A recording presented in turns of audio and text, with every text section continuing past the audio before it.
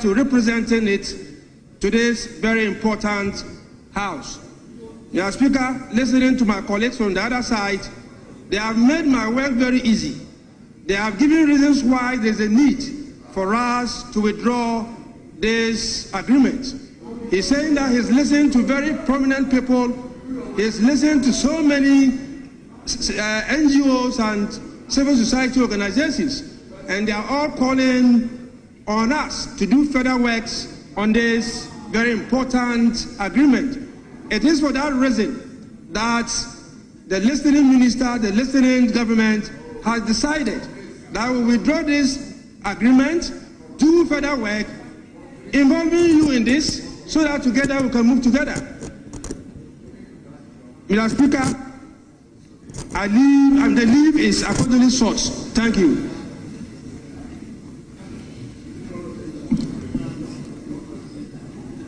Yes, Honorable Patrick Obama. Thank you, Mr. Speaker. Honorable Minister and Government, we told you so. We did. We told you that you did not undertake wider consultation in this agreement that you brought. And you are now telling us that you've gone round to listen to prominent people. You've gone around to listen to CSOs because they are bashing you. You've gone around to listen to experts in the industry. What did you do in the first place? You didn't consult anybody. You came here and we told you that you brought a wrong agreement that was not in the best interest of Ghana. And you said you had the numbers. You passed it. We had our say. And you wanted your way. And you are back here to withdraw. Sule, why would you go with it if it's in the best interest of the country? We told you so.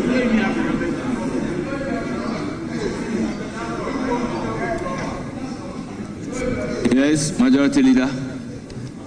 Mr. Speaker, it is important to understand the context of this agreement.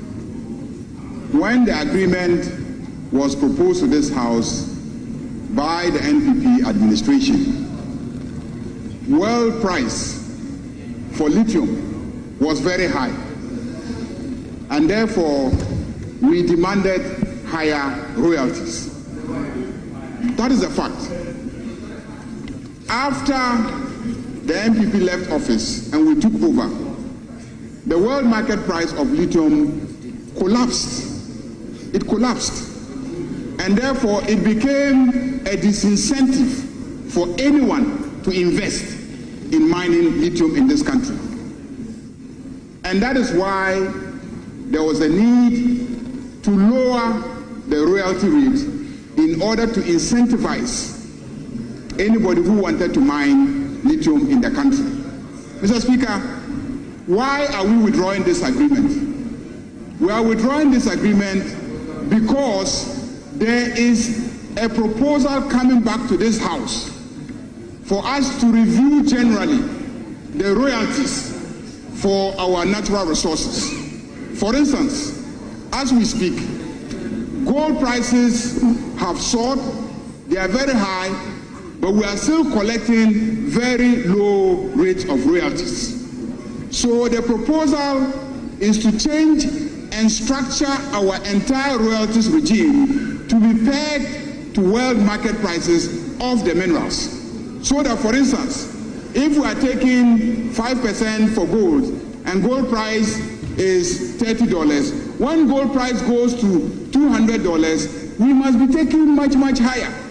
But because the agreements that come have fixed royalties and then we approve them in this House, when there is a change in the world market price, the ministers cannot run back immediately to amend the royalties component of the agreement. So we want to bring in a legislation that generally fixes for every mineral resource in this country royalty rates that are pegged to world market prices of the item. Today, Ghana would have been reaping so much from the gold, given the increase in world gold prices. The same with lithium. If the world market price is very low and you want to incentivize people, you may still maintain a lower rate of royalties. But when the market changes and the prices go up, automatically the person mining should pay to government of Ghana a higher rate of royalties. It is the decision to bring this broader legislation fixing royalties that has necessitated the withdrawal of this one, so that when the legislation comes, the legislation would determine the royalties, not just for lithium, but for every other mineral that is going to be mined in this country. Mr. Speaker, this is what is really informing the decision to withdraw this, as the Minister works his way to come for a revision of our current royalties regime. So yes, we've listened to the civil society, we've listened to experts in the industry. We are still convinced that when oil prices for an item is low, you will need to incentivize an investor to invest. But when the prices go up, the investor must also reward the country for giving them the opportunity to mine the resource in the country. That is the basic principle going forward that will inform the royalty regime of this country. Mr. Speaker, it is on this basis that we seek the leave of this House for the agreement to be withdrawn, so that when we carry out the reforms that we are considering, we can have a uniform royalties regime for all natural resources. Thank you, Mr. Speaker. Yes, Honorable Kobe Mensah. Honorable Patrick Yaw-Boamah, what do you want to speak to us on this issue? Mr. Speaker, not to cut in, but that will be a very tall order for the government of the day, because they'll be veering into areas. Let me answer my question. So please, kindly resume your seat. Honorable Patrick Yaw-Boamah, with all due respect, please resume your seat. Yes, you have the floor. Thank you, Mr. Speaker. Mr. Speaker, it is first and foremost, sometimes they need to listen to our side. In most cases, they have always looked at politics away from businesses. In fact, when we brought the bill and the agreement here last year, they fought us. Until this year, when the communities themselves started fighting against them. Mr. Speaker, all over the country, where we have commodities, we've seen how these towns have developed. Obuasi, Takwa, and other places. Mr. Speaker, in every agreement, there's always a carried interest. There's always an investment agreement. There's a development agreement. We have the windfall taxes that are usually applied when the prices of gold or whatever commodities go up. So every Ghanaian or every government knows these things happen all the time. So for them to come and tell us that because prices are now increasing, that is the reason why they are withdrawing. Mr. Speaker, I beg to differ, and I believe that they need to apologize to us. It's not because of it, that's not the reason. If they want to change the laws of the country, they can always bring it. Sometimes they even come midnight to come and change the tax system. Why can't they do the same with the act? That gives us the percentages for the royalties and the rest.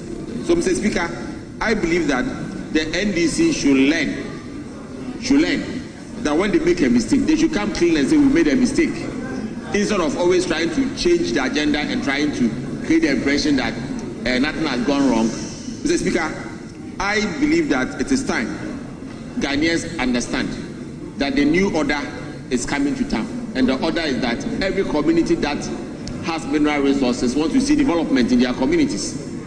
Unfortunately, most of the time when government takes the money into Accra, hardly do we see these things going back into the communities.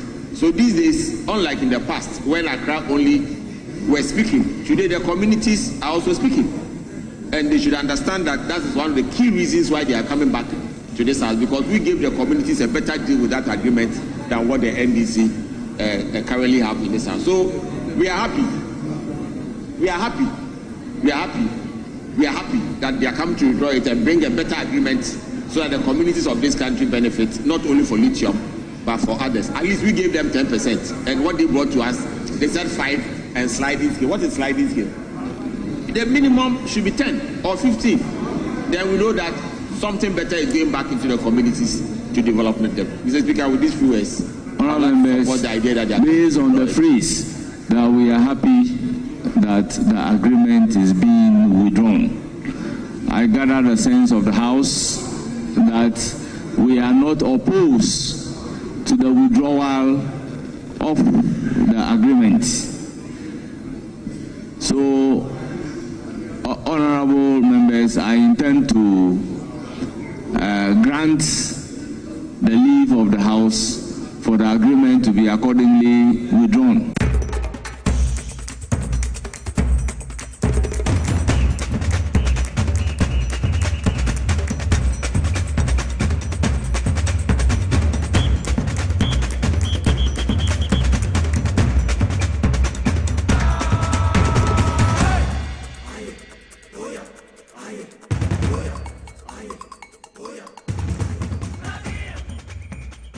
Mesamo akwa babiom the Bat TV XYZ so baby I will be our share and wa wutie wo power 97.9 FM memo akwa ba Wednesday's edition of Inside Politics running from now up till 5:55 baby I will be on coming when na yentina fi say be di Ghana my home come on e bobo Ghana hunkro wie akosi 5:55 coming home na yemfa dwumedie nembro fi say wonni ho a yenni ho wa wo hwem wo TV XYZ so wa wutie mo power 97.9 FM so sanity timonementina na yemfa dwumedie FM bro kama pa me pacho TV XYZ to make I say you're free to air digital channel over to me ahwebi na bibia etumi akonkai sa so na me pacho satellite Digibox no so me che multi TV Digibox no so ye wo so ano so betumi ahwe TV XYZ to so kama sa ye call power 97.9 FM so make us say wo in Krankro the nation's capital more some part of Western, Central, Eastern, Ashanti regions in also omutie power 97.9 FM moko multi TV Digibox audio channel one sabe to me aka power FM was one so ube to me etiebi affiliate radio stations are no mafa dwumedie bi wo call dia nkwanta turn off obeti charity 99.9 FM wo ye ba tano sauta bechim high radio so ho no so afa dwumedie bi ye twem call half original capital ye go so nananom 92.5 FM the station with ambition sa so na ye call esuna for sauta sankori ne importem omutie edunum radio wo ho no so editem sa ye twem hwi ko bono region Doma West nkrankwanta border town na Nsurma radio so afa bia omo Ivory Coast ene Ghana potemi na so etumi etie bi ho ye ko Savannah region Gligi FM afa bi ye ko Oti regional Eduasu radio ene Buem FM honorable Daniel Kwesi Ashaman ene dom omo afa bi ho edidem sa ye ko Volta regional capital ye wo Volta Power 94.1 FM and Sana Global FM so afa bi no more of affiliate radio stations no more for dwumedie fi so munim sa ha na Ghana kasa ahana Ghana ti ahana nsampani na ya de bro don't forget that the biggest social political show as I born Inside Politics idia medi so Nicholas Yao owusu Yorson obetumi afrom Ken Nicholas with the chief driver na kan hodia na we komokra ma memfa na ase kese mfa mama boafo a omubom echi don ma medi dwumedi de bro the executive producer for the show Mr. Kelvin Asante ono no the executive producer saso na meko TV director or director affairs wo TV ho ye Mr. Raf Jampo saso na obehu ora Peter Cranton wo ho elder Pentecost elder pa saso na Abbas enye CCT camera nchemini ye ne do esuko Abbas December bro nye biomu saba say de bui weni kopa ashama akwala wo mbo brasa wo san support Liverpool ma weni nyeden na bro nye de me san City biom dia ye no bede suko Abbas me kwa sound so a Mr. Emmanuel Kisi owo ho instead Emmanuel Kisi ko de hye ye se na bedi de sa so na Emmanuel Neti abodwe sepa ono no ofi eye Dansoma Old Town na boju say cool ono so oho enti omo na ema sound no so what's in a kama pa me ba a main studios ha obebe hu miami nua Ketwa Francis or say a friend is saying pen driver no ya beji ko Kumasi yo mate sa so na nche Kofi the boy man friend Frankie anya nyanta binim se Kofi Kro de Frankie na ni tira ho na pa de Accra Chrome ho no Frankie na ni tira ho no miami nua ba so Elizabeth Tego mesi bro nye de menene ko di osi na neje tadi pa anti Lizzie ebeko yebehwe Lady Man ho atoni yi ama o chekra e chese yemfefro se Lizzie brefie nti sa na tie Lizzie so ha na ni agiye papa sranos ekuku da me ye de nije ne ahokeka ne Ghana ho donti na ye nyina ya ka boma ye besomu kai se mbo 555 a yen sorry emfi ha nti Ghana ho nkomo Ghana ho nsem na ye ba na ye bedi ti baby a obi an stay tuned fi say inside politics is airborne ye from Nicholas ya Osiosen o servant mini me twa me hosma me ba ensem gubamba so a ye ba bedi ho nkomo me ba sesia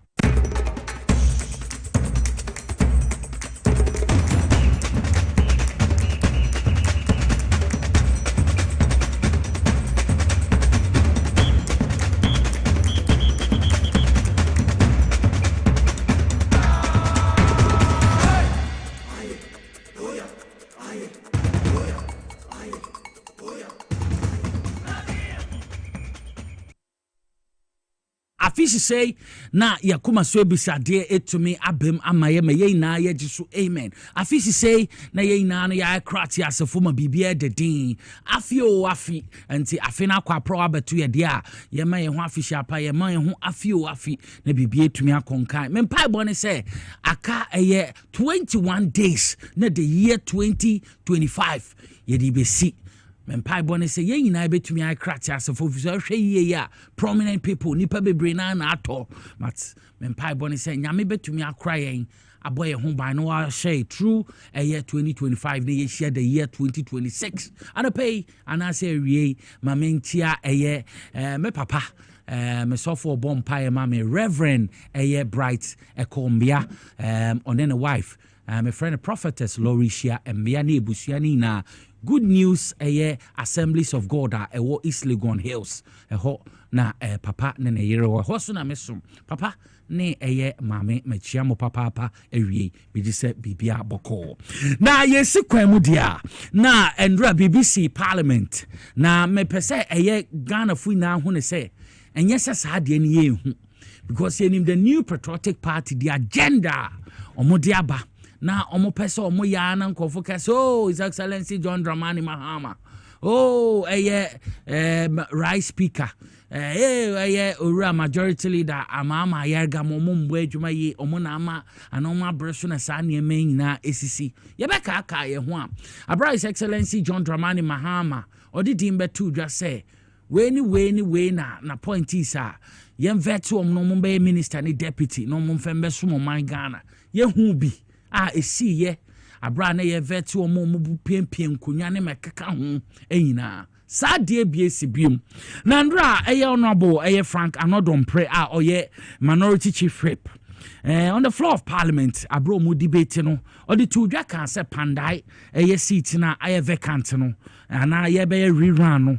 Anya dia, omuno minority no betiasie, say, o man shet no man Pandai in semno, now man resolve government business biana, ebe koso on the floor of Parliament and ebe sofa.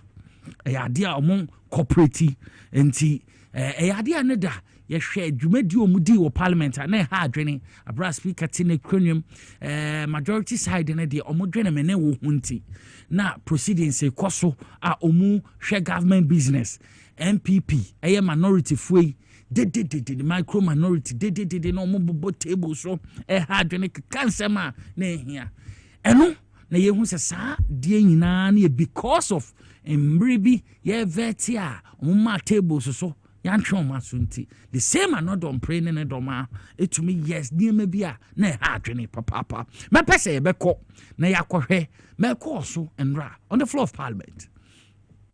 I want us to take item which is at the commencement of public business. Item 9, presentation of papers.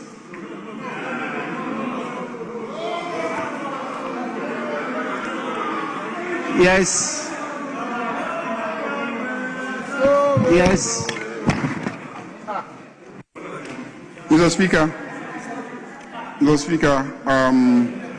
item 9A is request for tax waivers to be laid by the Minister for Finance. Mr. Speaker, the Minister of Finance is not immediately available, and so I want to crave your indulgence for his deputy who is here, to lay item 9A.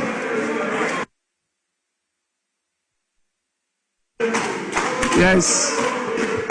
Minority.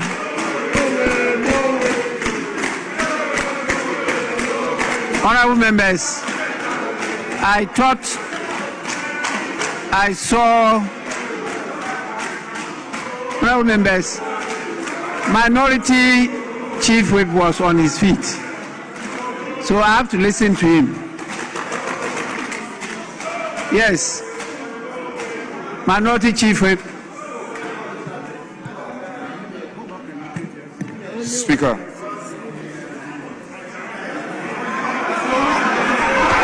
Get up! Get up! Get up! Get up! Get up! Get up! Get up! Get up! You can get up! You can get up!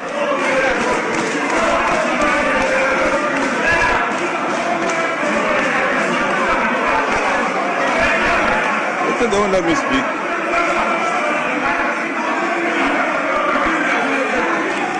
Yes, Minority Chief Whip. Speaker,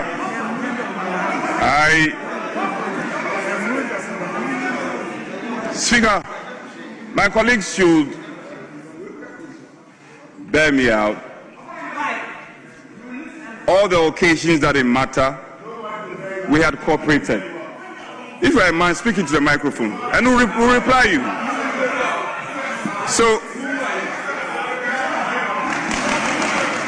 you can say whatever you want to say.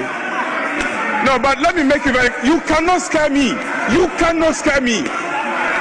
Whatever I want to say, I'll say it.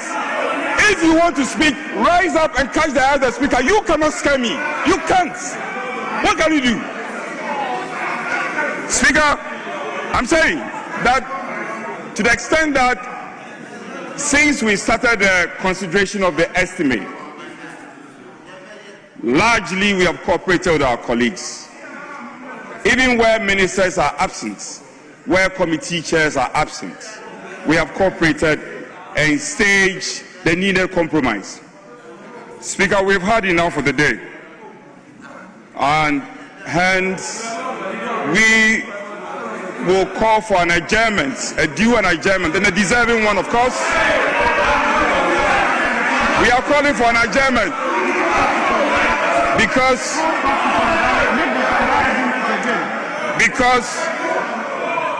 well, for the records, we want to make it very clear to you that you cannot scare anybody here. Now, until Panda is resolved, government business will suffer. Get away! Get it clear! Get it clear! Until Panda, I put it to you that until Panda is resolved, government business is going to suffer. And from henceforth,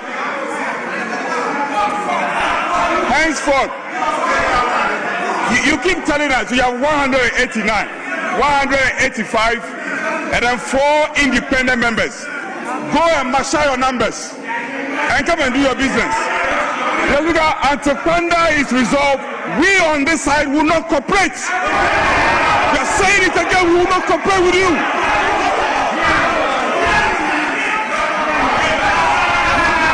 And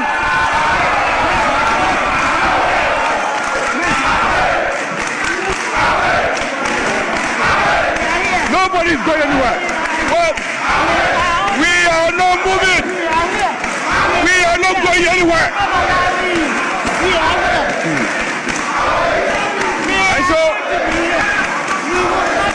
And so, Speaker,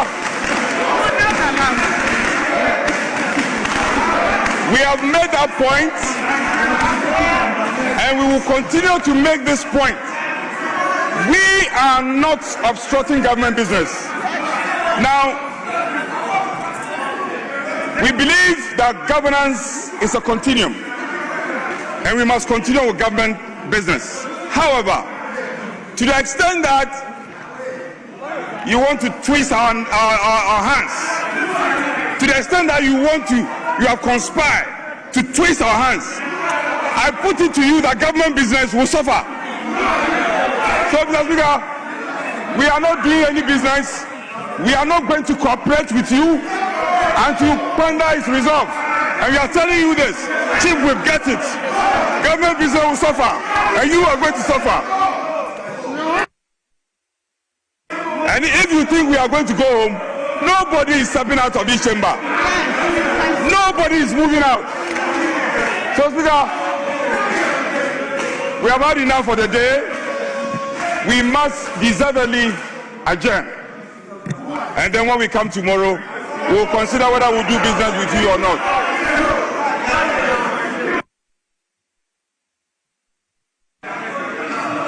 Honorable members, I put the question. Those in favor of adjournment, say aye. Those against adjournment, say no.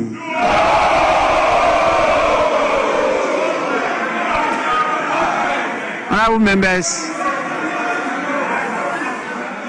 members, the noes have it. So, yes, Deputy Minority Whip. Mr. Speaker, I rise under Order 1513. Mr. Speaker, I rise under 1513. Mr. Speaker, with your permission, I read Standing Order 1513. Mr. Speaker, Standing Order 151.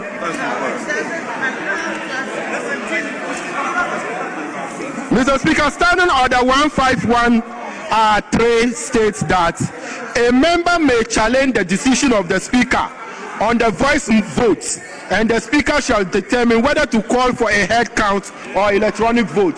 Mr. Speaker, in this case, we call for a head count. Honorable Majority Leader.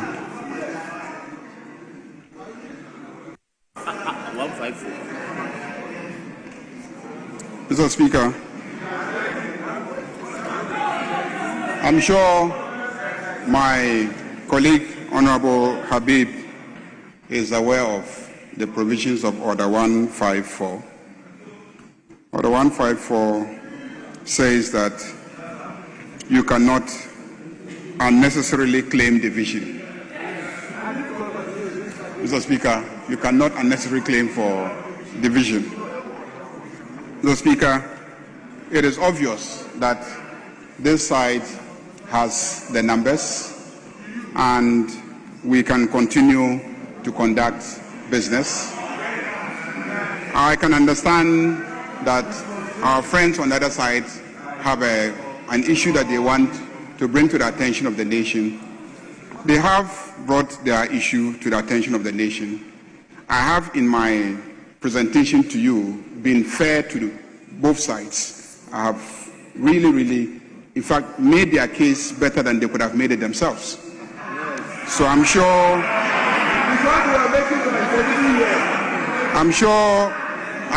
Ghanaians know the basis of their protest. And I'm not running away from the basis of your protest. I don't easily run away. Mr. Speaker, the issue is that we have been prevented from conducting business the whole day as a result of the protest that they mounted. And we indulge them. We engaged them. I presided over a meeting that lasted several hours trying to find an amicable way out of it. Because of that, we have not been able to touch any of the items under government business. And so I urge you, Mr. Speaker, that we proceed to deal with the items. Mr. Speaker, that is my Honourable members, it is clear that the Deputy Minority Whip has challenged my decision on the voice vote. What is now left is for me to determine whether to call for head count or electronic vote. That decision lies in my bosom, and I will exercise it in favor of us continuing with the business, because I believe that the voice vote was very clear and there was nothing wrong with my decision, and therefore we proceed with the business of the House. Honourable members, item 9.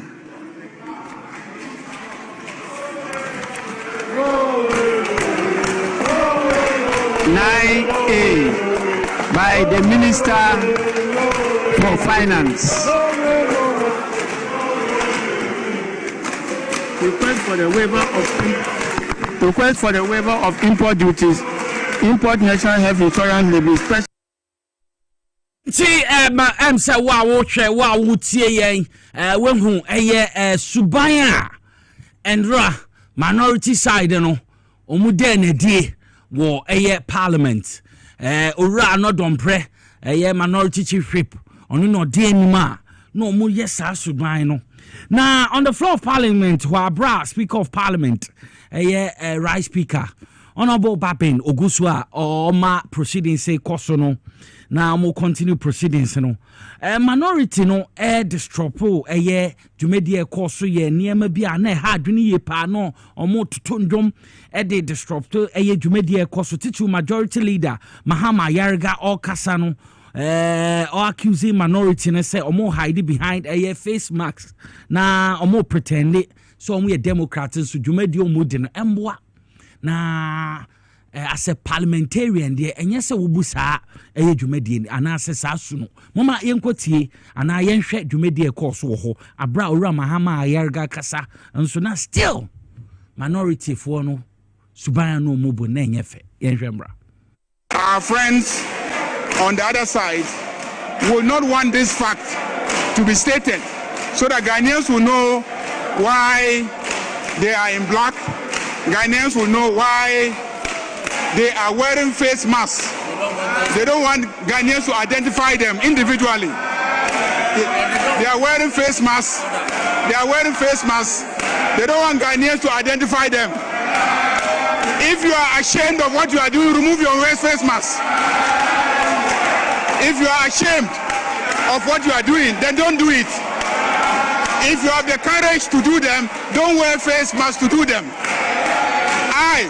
I'm not wearing a face mask. I am very confident. And I can assure you that I will not be distracted. You can say anything about Boku, I will not respond to you.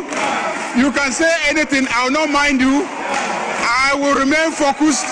I will let the Ghanaians know that you are only pretending to be Democrats. You are not Democrats. Because if you are Democrats, you will allow Ghanaians to hear what is it that you are fighting. But you don't want Ghanaians to hear the facts, because you know that the facts are not on your side. You are fighting for justice, but you don't want Ghanaians to know the facts on the basis that you are fighting for justice. How will the Speaker rule if the Speaker has not heard all sides of this matter? Eno na majority leader Mahama Ayarga kasa no trese minority side na sheda face marks omon pese ana nose marks omon pese obi ehu omo no mo disrupt government business wo hwe dwumedia MPP parliamentarians we Ghana ni na wo hwe ma course of parliament and ra na watu aba edi ama obi o majorities and minority side no busa brea bisa ho se nti wei na eto aba ma omo so omo nkonkwa ya na omo de esenya mu a MPP suban no enya mu de a enenye sa suban eya na omo course ye ya bra na omo veti ye ministers any deputy ministers omo ma tables so ye niema basa hwe abra speaker of parliament, the most experienced parliamentarian or wabaye speaker or kasa no more disrupted jumedi na papa no kan kasa krok omo tutu ndom ye dede ade ana hadwen pa yi na majority group no omo focus here mame mbonse ma majority group no Ura Mahama Ayarga ne majority fo no we chese ye to abama omo se monkwa na monkwa ye adwuma na adwuma na ne mra na omo ye no pepe omo de omo so omo stay focus nta abro omo ye adwuma no omo hwe government business no make us say na minority side no sorry omo ko bebi a majority no won ko ha omo adwen dwumadi omo di omo approve budget estimate ni sa na omo ye ina no omo koye rush omo abandan MPs no minority for no sorry say omo rush omo nuanom o majority side of parliament na wo hwe me course na hard dream pa ma yenkohwe no sombra. I rise to second the motion and doing so present your committee's budget report. Mr. Speaker, I urge the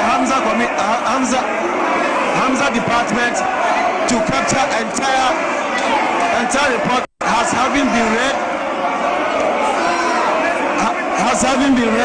Mr. Speaker, as I state my conclusion, in conclusion, Mr. Speaker, the committee therefore entreat the Ministry of Finance to uncap the entirely generating funds of the MPRA in order that the authority could open regional offices to enhance national coverage, strengthen compliance enforcement across the country, to effectively resolve all pension-related complaints across the country. Mr. Speaker, the National Labour Commission is pivotal in settlement of labor disputes in Ghana, giving it statutory mandate of ensuring compliance with labor laws and standards. Mr. Speaker, to facilitating the settlement. Okay, Mr. Speaker, in conclusion. Enti Masawuti finance deputy finance minister Orampemi Akuna no okasa wechi no enso ye ma no kwan so nkasa no ma sorry fi minority side no abra business of the day koso dwumedie omo hwe etoto niema yi na minority side na sorry akọ iti wote kasa na enye se ebi obi kasa mo hwe wa wo hwe a TVXYZ no but for the benefit of my listeners no say me to me ekre ma ekoso ho mahu sa dwumedie ye be ka ye ho abro mo ye vetting the same people ya na yes sa dwumedie ba kon so oye sofo asen south oye sofo mo hwe dwumedie odi ye hwe ye friend say anodon prenu na meye mame Patricia Apiejai deputy minority leader ya mame ye mampen mo hwe ye friend say sticker mo sticker Amoa Stephen Amoa ona wakobo obi no odwane no sticker sticker hwe enti MPP for no sense o mo ba minority no etirimpo bi so ma botirimpo bi se de bia no mbe hadwene when no mo ye sent o mo ye mri bi me ye hu ye na former Tema West MP kofa paper share nenum no re no enu bi na no ma ye omadwen se enye omo MPP dia de bi ombe DV no maka say His Excellency John Dramani Mahama ne eye NDC aban de omo ba ye parliament ndo nti eye ade omo hyehye eye ade a omo bo omo trimpo so ombe ye no maka so aban we de ne parliament ne majority for no omo ha adwen omo ntiema eye su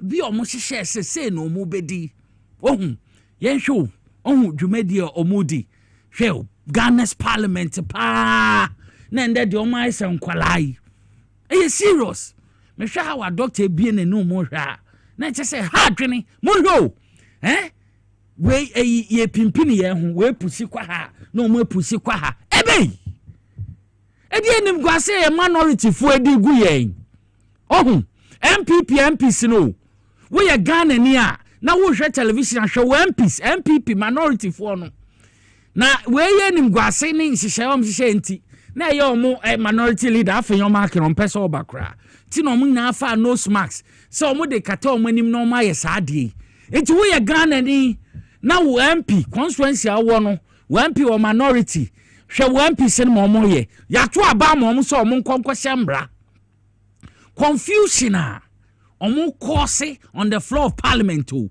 business e koso no mo so mo disrupt dwumadi a omo di business yenhwe anadom prene ne dom yehu dwumadi omo di abra that time minority your friend is saying deputy finance minister ampemnyako okasa na oma sorry say ye makwan hwe speaker of parliament no te ho no right speaker te ho ohwe momo ye nti sanya marshal si krade a chemebesi no che we no no mo hwe se be na che se soldier fo aba na se polina kasa ye kan na o makofa we mu aba wo dwumadi o mu di ye chimpo bi o mo bob se na o mo be ye ebe wo hwe TV a wo rebe ho wo hwe TV XYZ wo rebe ho hwade a MPs no minority ye MPs ayato aba amamu it we Ghana ni na constituency say ye minority MP na wo ho a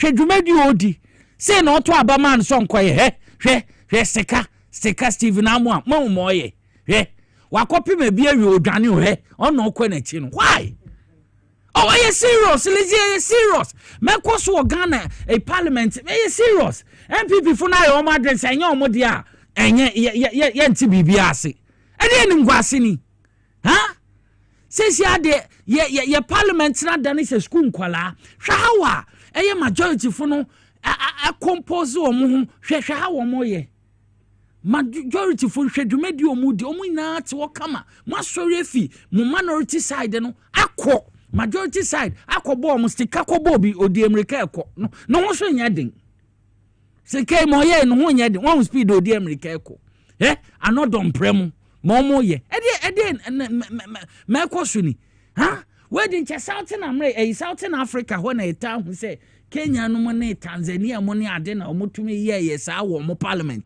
na se si ad baby edui ninth parliament pa ha majority for no do so come and so hwe mo comport o mo ho mo te ho hwe intanya masha menim say ye wo buslifo ne ejacha ne tompo mu na ho MPs minority micro minority hwe nkwasi asem omudi wo ho hwe one seka no ho odin wakobo obi awie mo ye odwane so okwa na chi enti bonia ne eye tirimopo mo hyehyɛ no ti no mo hyɛ da fa nose mask say on de be hata o manim na Ghana fu hu but ye hu mo ye na ye hu mo ye na ye hu Ahmed mo ne eye Stephen Amuamo anodem promo hwɛ nsa wo maduodiri nhyira so mo hwɛ mo MP nhyira so mo hu mo MP steka mo hu dwumadi o mu di it is when na nhyira so for moto abama ne so nkoye we na nsawo maduagiri moto abama mo MP so nkoye meye me fair baako ye oye minority omo deputy leader no man to ye ma me pani no so te ho ohwe Patricia Appiagyei ne dom enti say na Ghana foto abama mo se mo nkoye Yanko to 2 blows. Abra business of the day ho amu ye adwuma. Na we wi abosome.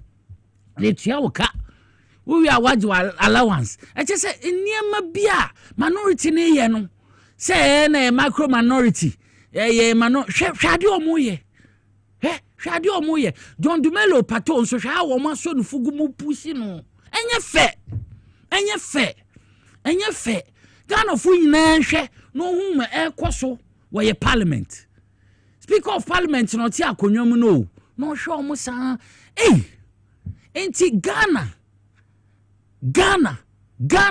how are your parliament net to pass ya baby edu no. MPP for the enim gwase omudi gu o my Ghana adwene o. Ha? Asema ba court di ni ruling aba. Wo se wo ji ohun di abodin. Yenkọ rerun, na yenkọ to abado fine. Na be de na mudi sa de ekowura emu wo eye parliament wo. Hwe seka. Oye ni sese. Wo so ho nya den. Wechi na woko. Ama ma ekoso ina ferry. It's a ferry into ye Ghana ni na o constituency minority leader minority MPC bi na woto abama omo na wehu. So a MPP efowo. Efi omo mpanifo aba omo MPC omo di ewra parliament wo. Munya ready amompie nko. Na proceedings nto aso. Won dwumedi omudi.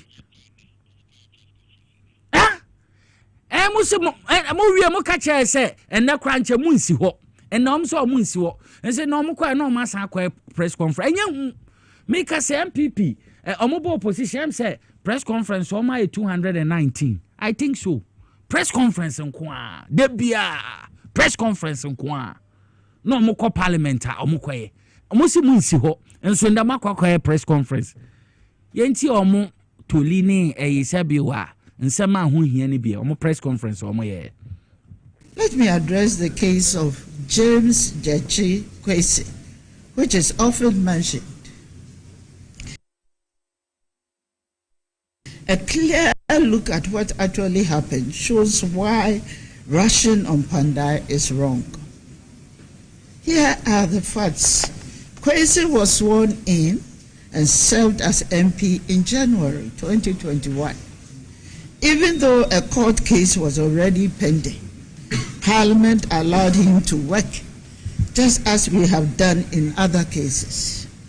In July 2021, a High Court nullified his election, but even then, Parliament did not immediately declare his seat vacant. The real change came from the Supreme Court. In April 2022, the Supreme Court issued a direct order, an injunction commanding Kwesi to stop acting as an MP. And in May 2023, the Supreme Court gave its final judgment, ordering Parliament to remove his name. The lesson is clear. Parliament's decisive action in the Kwesi case was not based on High Court ruling alone. It was based on specific final orders from the Supreme Court. Now compare this to Pandai. Today, we have no order from the Supreme Court. We have no injunction. Instead, we have a High Court ruling that has been formally stayed and is under appeal. To use the Kwesi case to justify instant action in Pandai turns the truth upside down. Kwesi's case teaches us to wait for the Supreme Court's final word.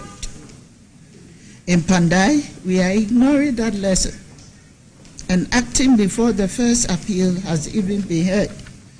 We cannot use a case that required court intervention to justify acting when the Supreme Court has not spoken at all. See, a deputy minority leader, Honorable Mrs. PJ, Onona Yete and Enkano, or den semni tujano. Ono ankasa mo mikro in kasa wabre. Abre. Mo ankasa no edwuma say ya to abamam se mo nkwe no nye. Na ndra minority leader ni ho. oni meko so nso ni nyina no mama momi so ye de wager wa won kan che omo ho no so mbe comport omo ho we hu omo ye anape mo so monko eso amakwa press conference enti mo de press conference na ye mo de press conference na ye mo de Ghana fo ye hwemo wa ayi WMP bia wo minority hwe no 2028 ye show mo red card cause mfasodi bia ni omo ho monkonko shambra enhwe na oma no nkoso a mokwa ablos ne ntokwa nhia so mahu MP ha isawo medreji mahu fori kromfo mahu MP se mugo dwumedi omudi ti ye nyina na ye nhwe meko na mbiri do a ye show mo red card because enya dia omaye omadwene se ombebo mama na nya asomdwe abra ye reset man bibia dadin che bro nya ebei obeti dem kofo tie mu saa so say si obia bibia ye kama unti dede bia obia ye cool Black Friday ni ade obia kodi ni dwa kama nti saba papai na ba mania me koso na enkre krodwe yi mu suban bi koso wa ha ade ananse yina ye ka ho asemo eye Power FM pa suban bi koso wa ha ankofo complain titiru ebo be 4 kwana ye trotro drivers how mo hankofo no if you 4 kobe 8 ano edu sa time na because of passengers abba peso or lorry stations are runti omo ankasa fe omo pe no na omo de ba no omo de ba say na ye be yimfo yin bi reba ho Kingsway ekwa kasoa omo so omo ji ahen 30 cedis obefo afo anante ma say si asuban abaso wo eye nkrankrodue mu no na His Excellency John Dramani Mahama say seka na ye wo de na wa wo fa fa ofa ono so timemfo no dwe no omo ho enti true eye ne minister ohwe eye transport so no eye Honorable Joseph Bukari nekpe ono sesia no wa ya announcement na announcement no me bekam asem ansan me kam asem ye hwe asem a me kan ye sesia trotrofo no omo a ejisika omo pe munyi sanfo yin man na sa good news no me de atoa so because e yade a e sha sende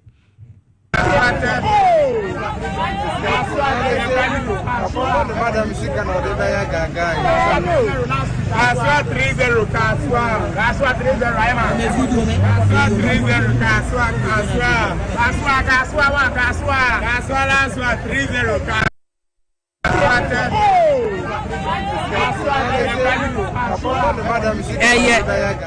aha seka ona ni man the driver no GW 6433-24 enti ka ona no ka no mo ye Kingsway kokaso GW 6433-24 free Kingsway kokaso say ahin 30 cedis on person about 30 or say 30 to be to me afo untumi ato baby gina Kingsway kokaso aha enti ka ona say no ebra ye do ka na ebo no na a GPRTU ni eye proto amoni ade so tax forces mo fam nancy form na esia na banche no sa GPRTU for mo tax forces ye adwuma ono ankasa the tax forces sim I sure say first or say it any betua na good news and say montie ni you good news and say Transport Minister Honorable Joseph Bukari nekpe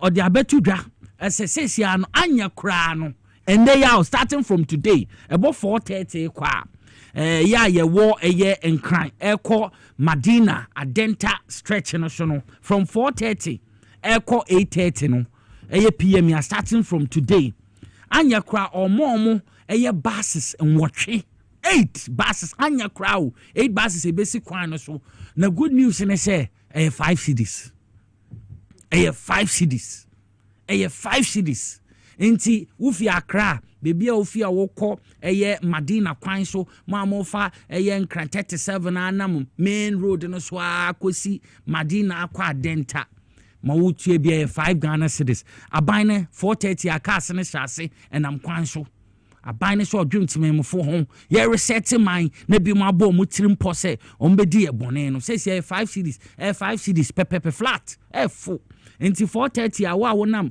saa kwan no so stretch no so mu hu se saa bases no wa gina fobi 5 cities no mbeje fi nkran akosi adenta ma mokọ Madina ne ade akosi adenta anya kura bases nwotwe na ewo kwan no so nti obi abenya bi afo saa so na muso amufi nkran eko achimota amasamai no so the same thing anya kura 8 bases na no so ewo kwan no so a no so enam so ta santi no so 5 cities ya 4:30 ana bases ne shase adwuma akosi no nwotwe 8 pm nti mo 8:30 pm nti mo ma yen hye so no so 5 Ghana cities flat 4 muma yenkofu bi mo so amufi Accra Malam Kaswa no so enya kra bases nwotwe 8 na no so wokwan no so 5 Ghana cities nti muma yen hye so ansa na mo so amufi nkran fano your friend is saying funny teshi enem teshi enam inungwa ko na labadi teshi nungwa ko fa sakumono sakumono beach we baby a friend Titanic beach we ko fa community one ho yina beach road beach road Accra Tema beach road no so 5 cities His Excellency John Dramani Mahama nyami shiro pa 5 cities enti sana tie bases nwotwe anya kra wo mameka no it is anya kra nwotwe na egu kwan nti 4:30 a wo 5 cities a mamoko Accra ko Madina Adenta sa mamoko Accra ko Achimota your friends Amasaman 5 cities mamufi Accra ebefa Osuhei akofa la teshi nungwa sakumono ekofa community one eko beach road ni na so 5 cities to be amfa no 5 cities na yenko mama yenko hwe ensema honorable Odiatudwa that we are going to employ some buses commencing from today 10th December, and we will ensure that those buses are available at the peak hours to support our commuters who have closed from work to get home safely. And the Ministry of Transport is doing this in collaboration with the Intercity STC. Some of their long route vehicles return at good times and their schedules are for the next day. We are ensuring that we mop up all those vehicles and ensure that they are on our routes. So for now, we have identified 4 major corridors that we are going to deploy a minimum of 8 buses to each of the corridors. We are working to ensure that we increase the number of buses such that we'll be able to pick all our commuters home safely. And those corridors are the Accra Madina Adenta corridor. They will have a minimum of 8 buses starting from today at 4:30 p.m. to 8:30. That will be the operational period. We also have Accra, Achimota, Amasamai. They will also have a minimum of 8 buses that will also start operations today from 4:30 to 8:30 in the evenings. We also have Accra Malam Kaswa route that will also have a minimum of 8 buses that will also start operations at peak hours from 4:30 to 8:30 p.m. And the last route we have identified is the Accra Tema Beach route that leads to Tema. It will also have a minimum of 8 buses that will also operate between the hours of 4:30 to 8:30. This is an interim or emergency deployment of buses to help salvage the situation. We want them to support us to be able to flush out all drivers who would not want to respect the laws of the country. It's regrettable that an industry that we are all working in to survive, we do not want to respect the details of that industry. And we want to tell all our commuters to remain calm and assist government so that we can flush out those drivers who would not, or car owners who would not respect the details of the industry. We are going to embark on a serious exercise to flush out any commercial driver that does not belong to a union.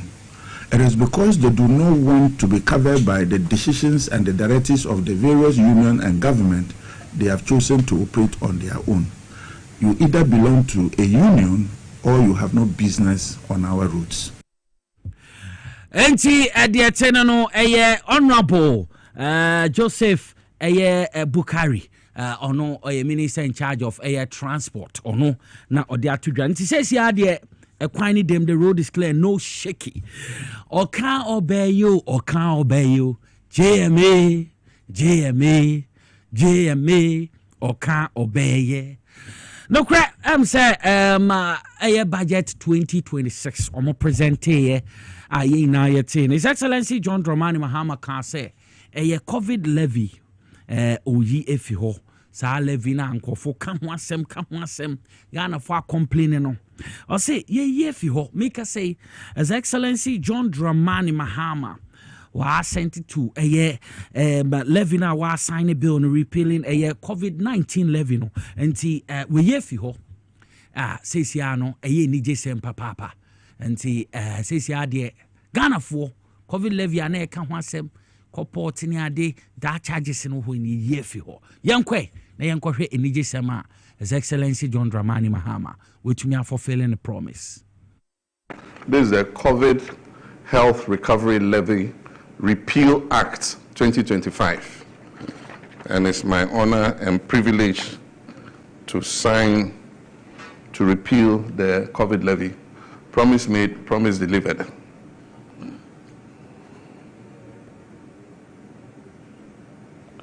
And today is the 10th of December, 2025. Signed.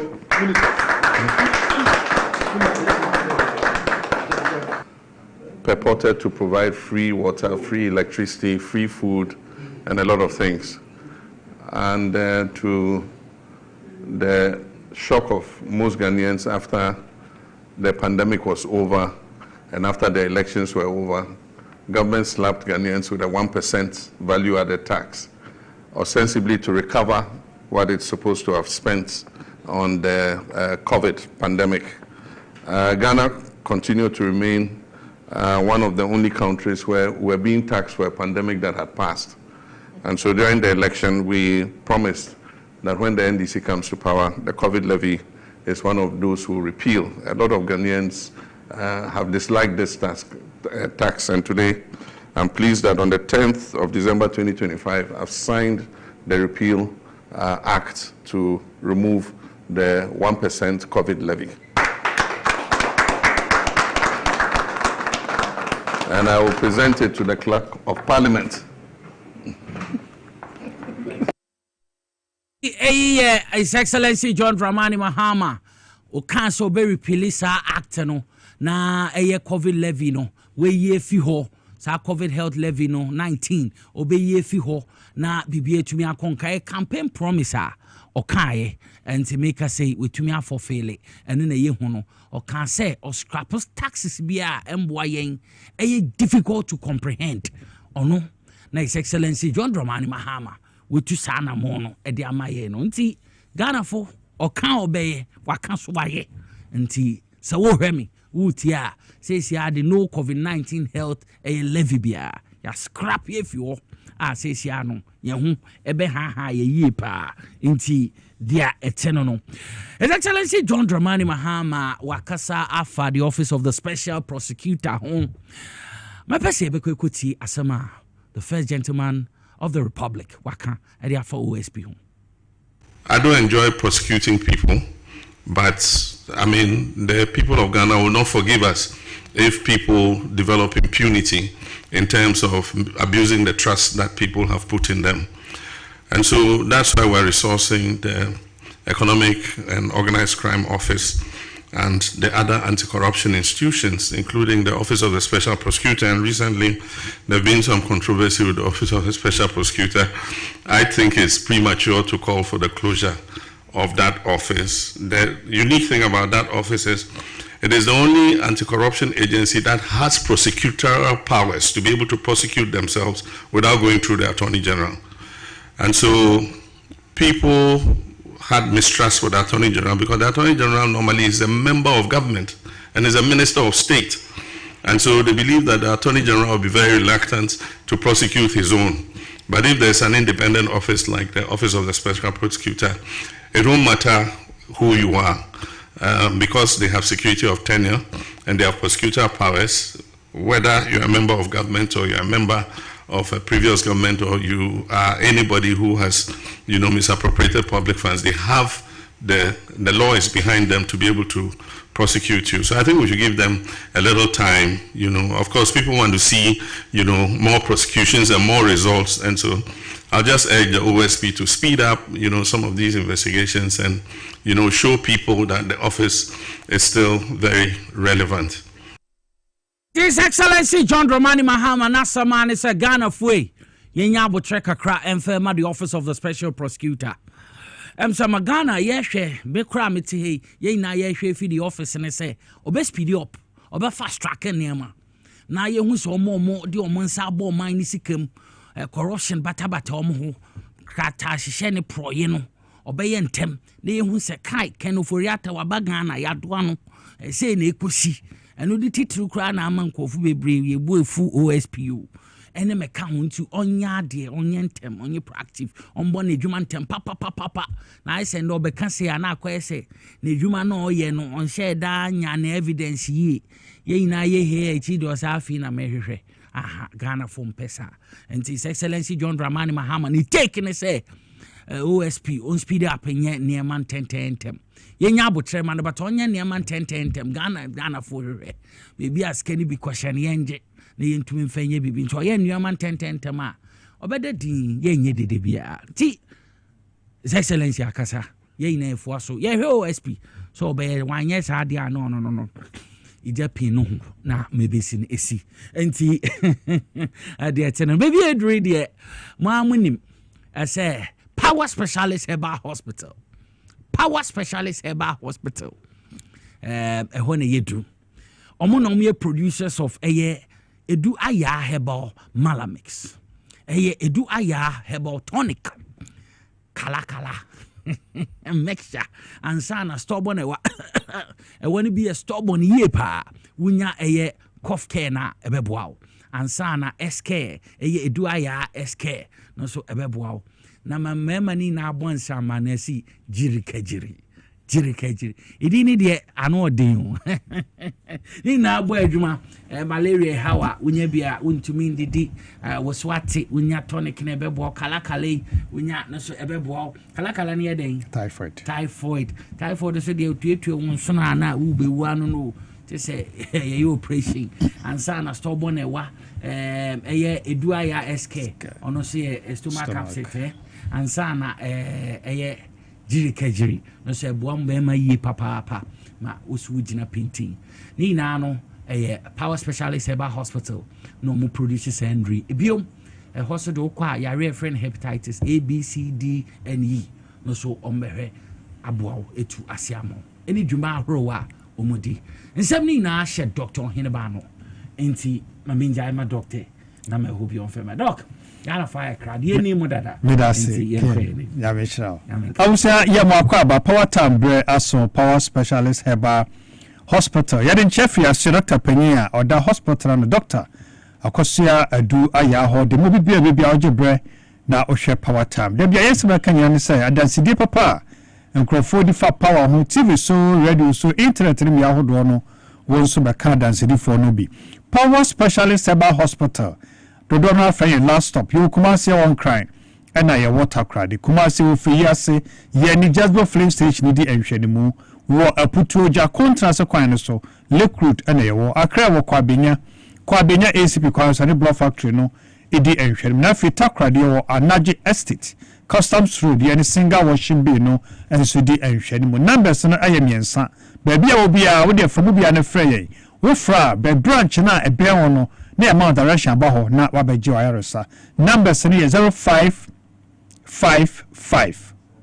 79 78 78 0200 38 38 31 and 0244 54 44 22 Monday to Saturdays ɛne ɛde yɛ adwuma Sunday pɛne da yɛ adwuma even holidays yɛ adwuma aw yɛ branches nyina mu enti holiday di anim nyina kutisa afi bɛkɔ da wie no da bia yɛ adwuma wɔ Power Specialist Hospital bi kura wɔ adwuma nti unya kwan emma holidays na benya kwan aba wo de bra wo ba na lab papa yɛ ohia sɛ ma wo yɛ mfide be hwɛ mu scan sɛ wotwa watwa x-ray sɛ wo ya wayɛ wotumi asane mu nyina awie a efiri hɔ kɔ no kwan bi ɛbɛfa so ɛbɛyɛ hyehyɛyɛ ama wo nsa aka woduro bra no so wo ho so wo hohori so wo takwa so wo libo so wo woniba baabi a wo bia Cape Coast kwa ni baabi a wo bia no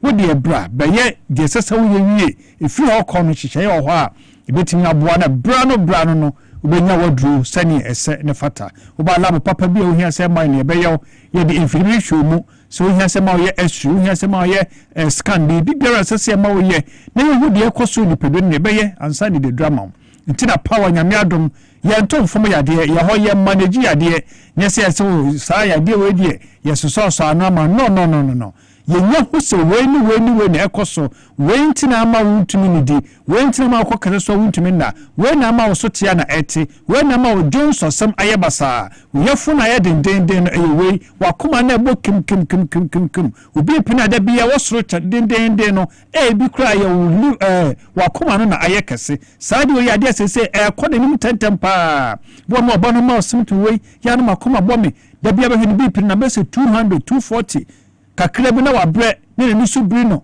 ni nasi nyina sha se tatai enye na se tatai nyina ene ye kidney problem enye na se tatai nyina ene bi ye liver problem bi ana ne heart no ayekese na kuma no ayen large ebetima won na se tatai tu ba ye sa de mun nyina da bi am ka se ye treat just symptom nyesa o ka se oti o ya pani amodo no se fi se niam ebetima oti apaw ne doso ebi de ye malaria the same tipaye no bi de ye typhoid bo had moja na swate obi pi kosoro do sabi severe constipation na yimtim beto wo tipaya no odin pa enti so ka symptom na ye make sure say niema hodo a betem the same symptom na abro no behwe say ni nyina na fi attack the course na tuade no ase ama wo hotimi ato ntimi so baabi a obi ani ade bi ode chinchina che sabi abom kura boye so ya de we de enu na du ko wo ma misro tumika Fabra Power Specialist Hospital on fire de ni ma ensan fan koda wo hwe power time what test hepatitis B positive teniye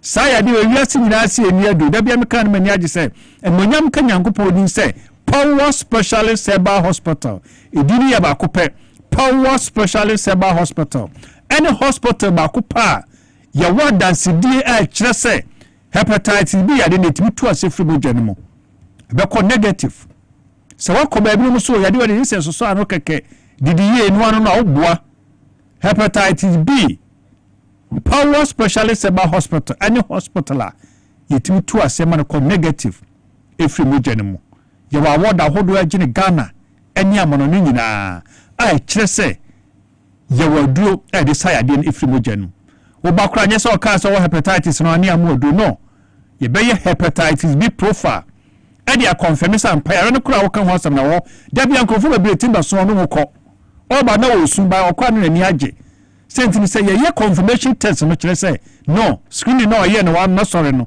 screening no ye no na dwuma mu no screening no ba ye ni ba bi oto aduane no na enye no kure enti ye no ye rely only on screening enti ba ye profile na confirm sampa amuwa no wo moja ni mu ba ye liver function test na hwese mo na liver no ba ye viral load count ba hu na amuwa no dodo ankasa e wo moja ni obi a wo mowa dodo wo ni moja mu bo ha baye viral load no emwo na omukwa no yenima no uncountable beyond the maximum figure enti kwa machine enti ma the exact figure no be ye nyina wanka do hu na mo do wo hu na do no kwa nim kakra be sam wo koye bi be hu obi so atia kodu na ama wodi da so hwe nkwa ne nsanya me ya odomo a emwo ndo fu mojam ukoye bi message a target not detected da ya saye profile no confirm sampa emwo ni bi ne de enu mojam enti power ya kasi ya treatment no ko hepatitis no ko negative a bebe bu kwa lab bia e negative timisro say you kunu say you yire say you ba say you ni abi wa test hepatitis B positive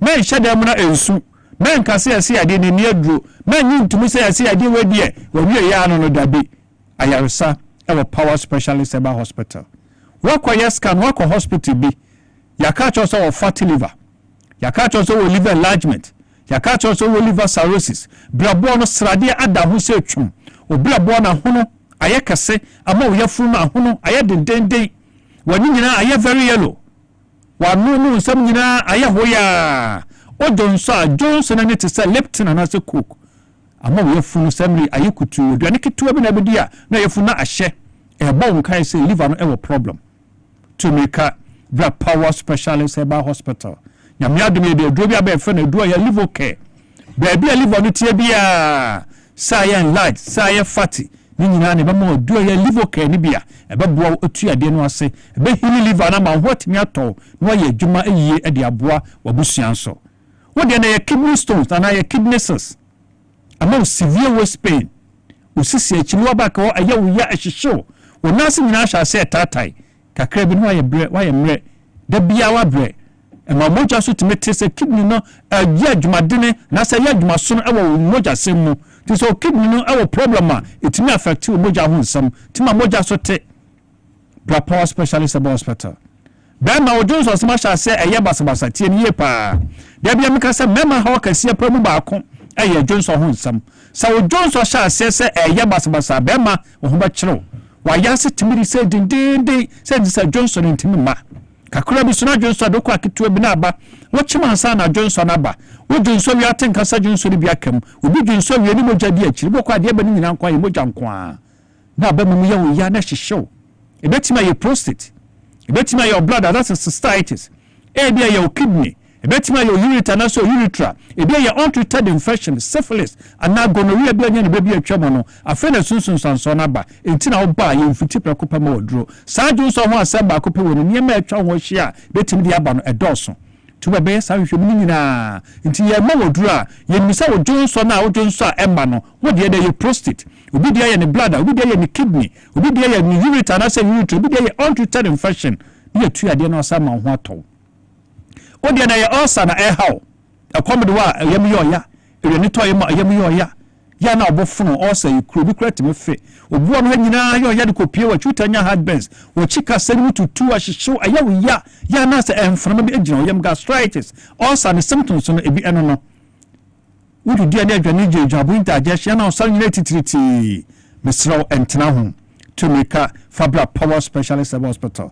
Dr. Akwaso Eduaya edi Eduaya ba ye fe no Eduaya SK, that is stomach care. E kro bia wa ya funu mu say ye dodina osa say ye peptic ulcer we no Eduaya SK ni bia e be boaw na etuade no ase ama ho atimi ato. Wo de na typhoid anasa ya malaria say di be wiru ni signs and symptoms no meka ne say eya ya de kra ne sa typhoid betam onuma yo onwino betam ho ayehye betimi apawo uhuba yo malaria with the same symptom enuntina so bi ko hospital bia with the same symptoms so be malaria test negative but don't pin ya tatis a doctor say o man malaria treatment meanwhile no test na negative but nam symptoms na nipa no ntino ye see ya man malaria treatment bia na typhoid difference what typhoid any malaria and symptoms in say typhoid betam ma wabowa typhoid betam ma rashes agu symptoms so no difference wo malaria and typhoid mu typhoid betam severe constipation typhoid chronic betam running stomach ye betime hwie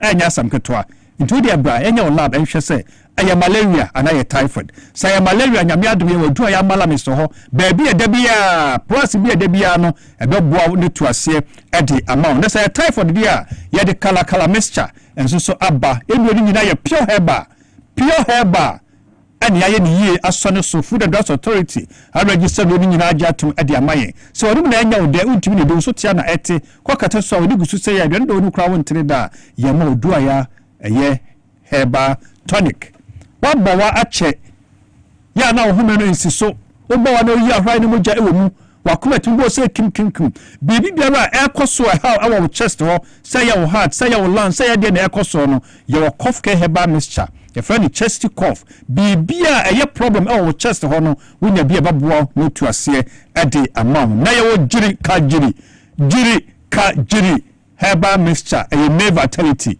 eye djuma papa ebe yi ntinu nyina ma moja na timi akogina ntini no mu na bema no wa djuma yi ti se bema ba bia obi ani ade bia ha obi ya ntimi anka ho asa no Fabra Power Specialist Herba Hospital composure munim ama be ma wontimi motai oba wontimi nyukomu oba be mo odura be nan ni nyina ye mfasa kan ka be nan ni nyina awarefo amopa wo motena for 12 months na wo ne ma ya problem yese bia mo amai mo se munyanwo ye dem mo se mo kono raw na 12 months awo ne ma ya e bia be ma no low sperm count bu ha be semen analysis na sperm akokora na oni bi ebi oba no fibroid oba no ovarian cyst nyema wo no bebre betimi si awo no kwa mo ni nyina mo ba ne ye hwehwemu aba bia problem no wo no na ya solve na mo ni gentimi repair na power bi sanya no Ghana no mo so bi asom so e ho na wo koto bi na ho no yesi nsuo gire mu no akotwe na asan ho no oba kyekire ama yade bia ha obi a bone fracture do mpirimo bu penya oba wo bone specialist be kan si ni ama yare wa titiriti oba na hunya se yo massage a be ni nyina ama kama misro wo kumase won crime ana ye water cry de kumase wo fe yase ye ni Jasbo Flint stage ni di enhwe ni mu wo aputo ja contract so kwan so recruit ana ye wo akra wo kwa benya ACB kwan sare block factory no edi enhwe ni na fe takra de wo Anaje estate customs food ye ni single washing bay no edi enhwe ni fryer me ka wo say holidays edi ni nyina ye be adwuma bia ni hon ma be breaki fryer 0555 79 7878 0200 383831 and 0244 544422 Monday to Saturdays and your dear Juma Sunday penny da Juma even holidays yeah Juma it was a baby algebra na ohwe power time nyame yadoma da sanesa be yanso ye dia pomde hu nsam no ebebro Mamenda Doctor Hineba Sibebre say Ofi Power Specialist Heba Hospital or the apomode hon komo or the brain and rono so pebitona wo dwaman so hwe kofi hon ha our find a bag or de bedindru ensemble nti maybe adu beja aboafo nkrato aba ba ko mienu miensa yeba yetwa inside politics Jumedian so you're from King Nicholas stick and stay.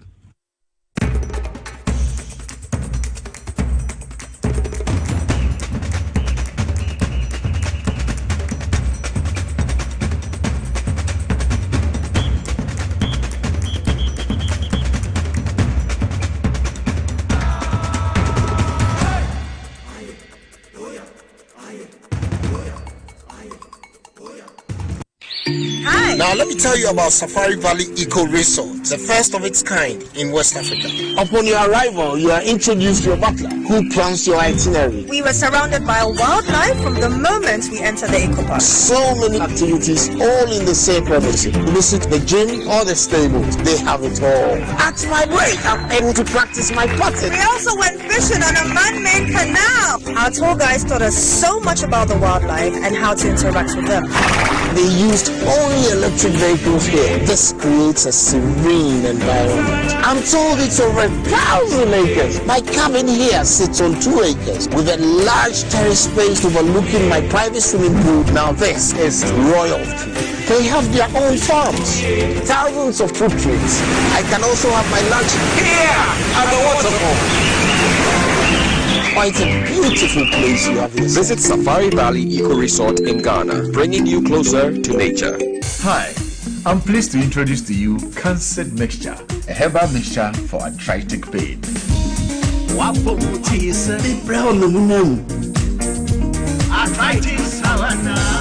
it's me. Cancer Mixture, no, Cancer Mixture, no.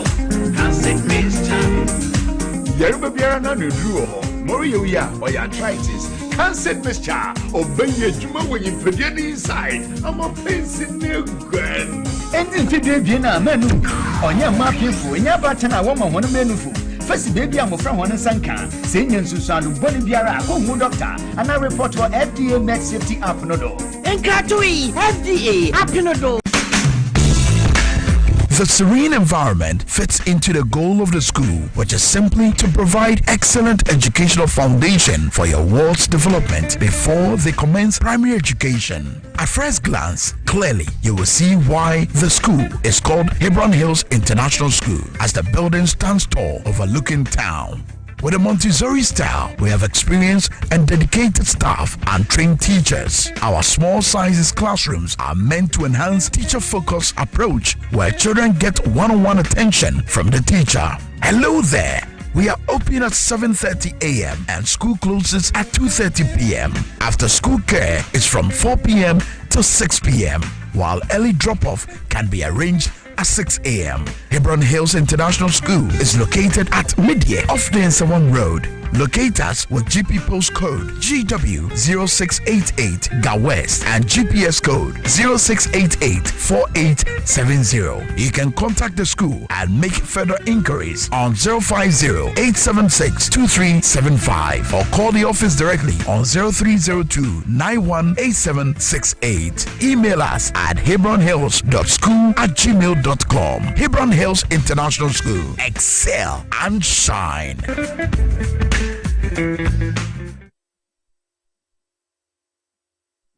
Na ede na ya obayi a oda former son yafunu emunumuni. Oh, Mr. Entry, also yare ya titi be benfie pi nanso ne yam nyono da. Se me show no ahodo amato a me hunu hwe a ebe ya nwanwa. Menyi ni se what ulcer tamfo Hexa capsules any Hexa mixture yanum bom kotia ulcer no bia ma no anom. Anka no ho to no dadaada. Ulcer dro de eno ani Hexa capsules any Hexa mixture. Akom ni nchiremu. Ulcer yekura eto yefunu ene ensunumu. Etuma wo yefunu ekeka wa. Wogye wo ho a enyi. Ulcer etumi ema wo ye cheko ebra wadidi awie. So how eye ulcer de a compare Hexa capsules any Hexa mixture nanum bom na ho ebeto. Pedudu etu a ko okanshi drug lane Kumasi Dani Herbal Takradi AA Mensa Anafre 02038228855 Apefo abatanya woma won mofrelofo ene mofra woni mfiedum yenu enka ho Hexa capsules ene ne mixture Ulcer tamfo edie age adwadie nkrato yi atom Obrebo eye adwumada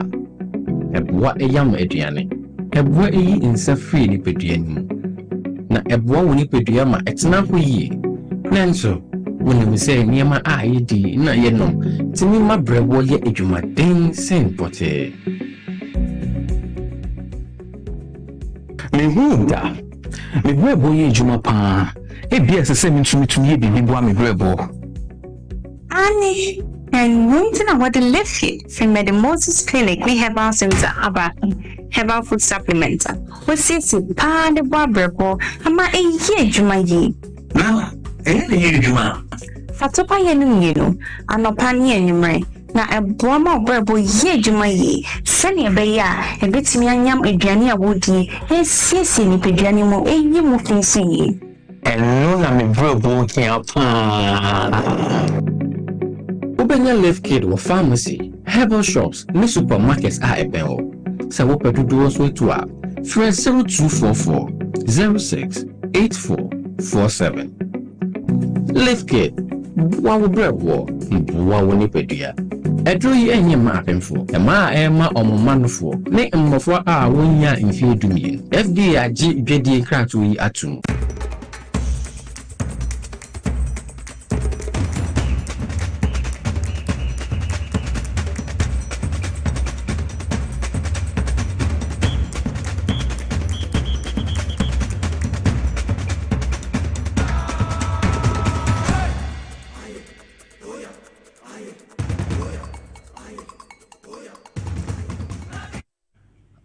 Samu akwa babiom the bat TV XYZ so baby awa wo hwe bia Power 97.9 FM baby obiano yetwa dwumedie ne so na pomude ho nkomo no ehia ye papa anti na ye ko Divine Hope Herbal center mankasa kra doctor pushi amame afi the sedu Mrebata crowd am the bro papa Miss Bro ding because mama mame anya dances is a mama mame o sinisisi and to be the man mona no water crowd say she oledi hwam otwea herbal powder nyame adom oledi or say yaw misisi no oye papa flames saa so na me pacho bebre otwea herbal powder cocoa hawa unya bia eboa otwea herbal powder sisi yaw no so wenye bia eboa otweba powder eboa bema yi papa anti enya mmaduro but yen kai so ba ne bema usisi ye oya wenye bia ebeboa saa so no koko ya koko de etumi ima weni so ye wusi koko tuba sabia baby a wuje onan fa woto koko etumi sisiu koko ma wiyem kra etumi tim sometimes we am tim conspiracy bi a koko ba ya na nkofo nim nti otwe herbal powder de wonya bia ebeboa pa nti de bia no meji ni den amabro nye me kwacha krade amacha mo bebre na bibia etumi akonkan hawa kofie ni bo na tew sa nti ediete no otwe herbal powder wate ho asema wonya nsuo dide enya nsuo hia ebepopo wanu mu warm water kakra would the kind the powder no sana me use no the kind the good cap no mo and sana me de means you no mejan be 2 ml with 200 ml no de gum na wetumi anunum kakra bo no koma you are good to go a friend of try herbal powder enyen no wetumi kra de gu anum otafreta na asa papa nti pebi na enu ne papa no bibi abako de kin bibi ay kama edwuma na try herbal powder ebo ofa baby obi ase obia ebo hu dede boy hu komo medasi kin orofo wan mo akwa Divine Hope Herbal Center yaso ekese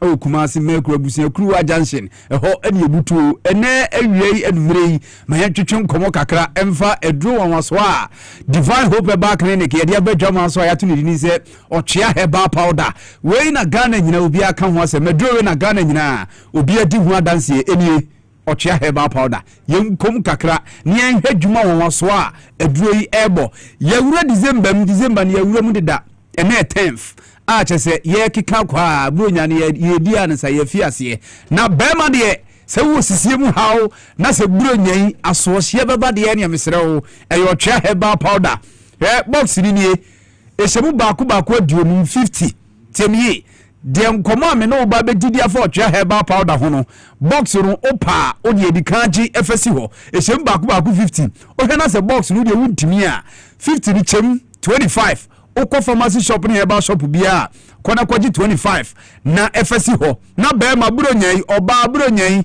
eno ene edidi wo twa herbal powder me pa cho yo bia wo sisi mu hawo usisi mu 32 pa usisi eta ya wo yama utumi se waji atum wa wonya shatawale fan ana wonya stomway fan na so da biara da unu obi jisisi ehu akiniye se he wo usisi ne kan ho a ne titiri gura ne sa awaba awoba na usisi kan ho a obi ankoda se de shata fans ani beam fans wo mutumi chichiri na se akinye ba ene we na wose ni artist international collaboration one wire dodo pa wo so usisi no chese kan ho a wo se ya wo ba Ghana nyiro obi ankonkoda e na wo de bo ho asafo hene sisi yade ye de bo ho asafo hene na wo kro wo ye be ma wo san so di sisi bo ho asafo hene ado okura di utiate kura me pa cho ye beji match na fo wachi ayo chia herbal powder unya bi di gu suo ma tie mi ye se de usisi fa ye o ye bia e bia me no kasa sese sisi enti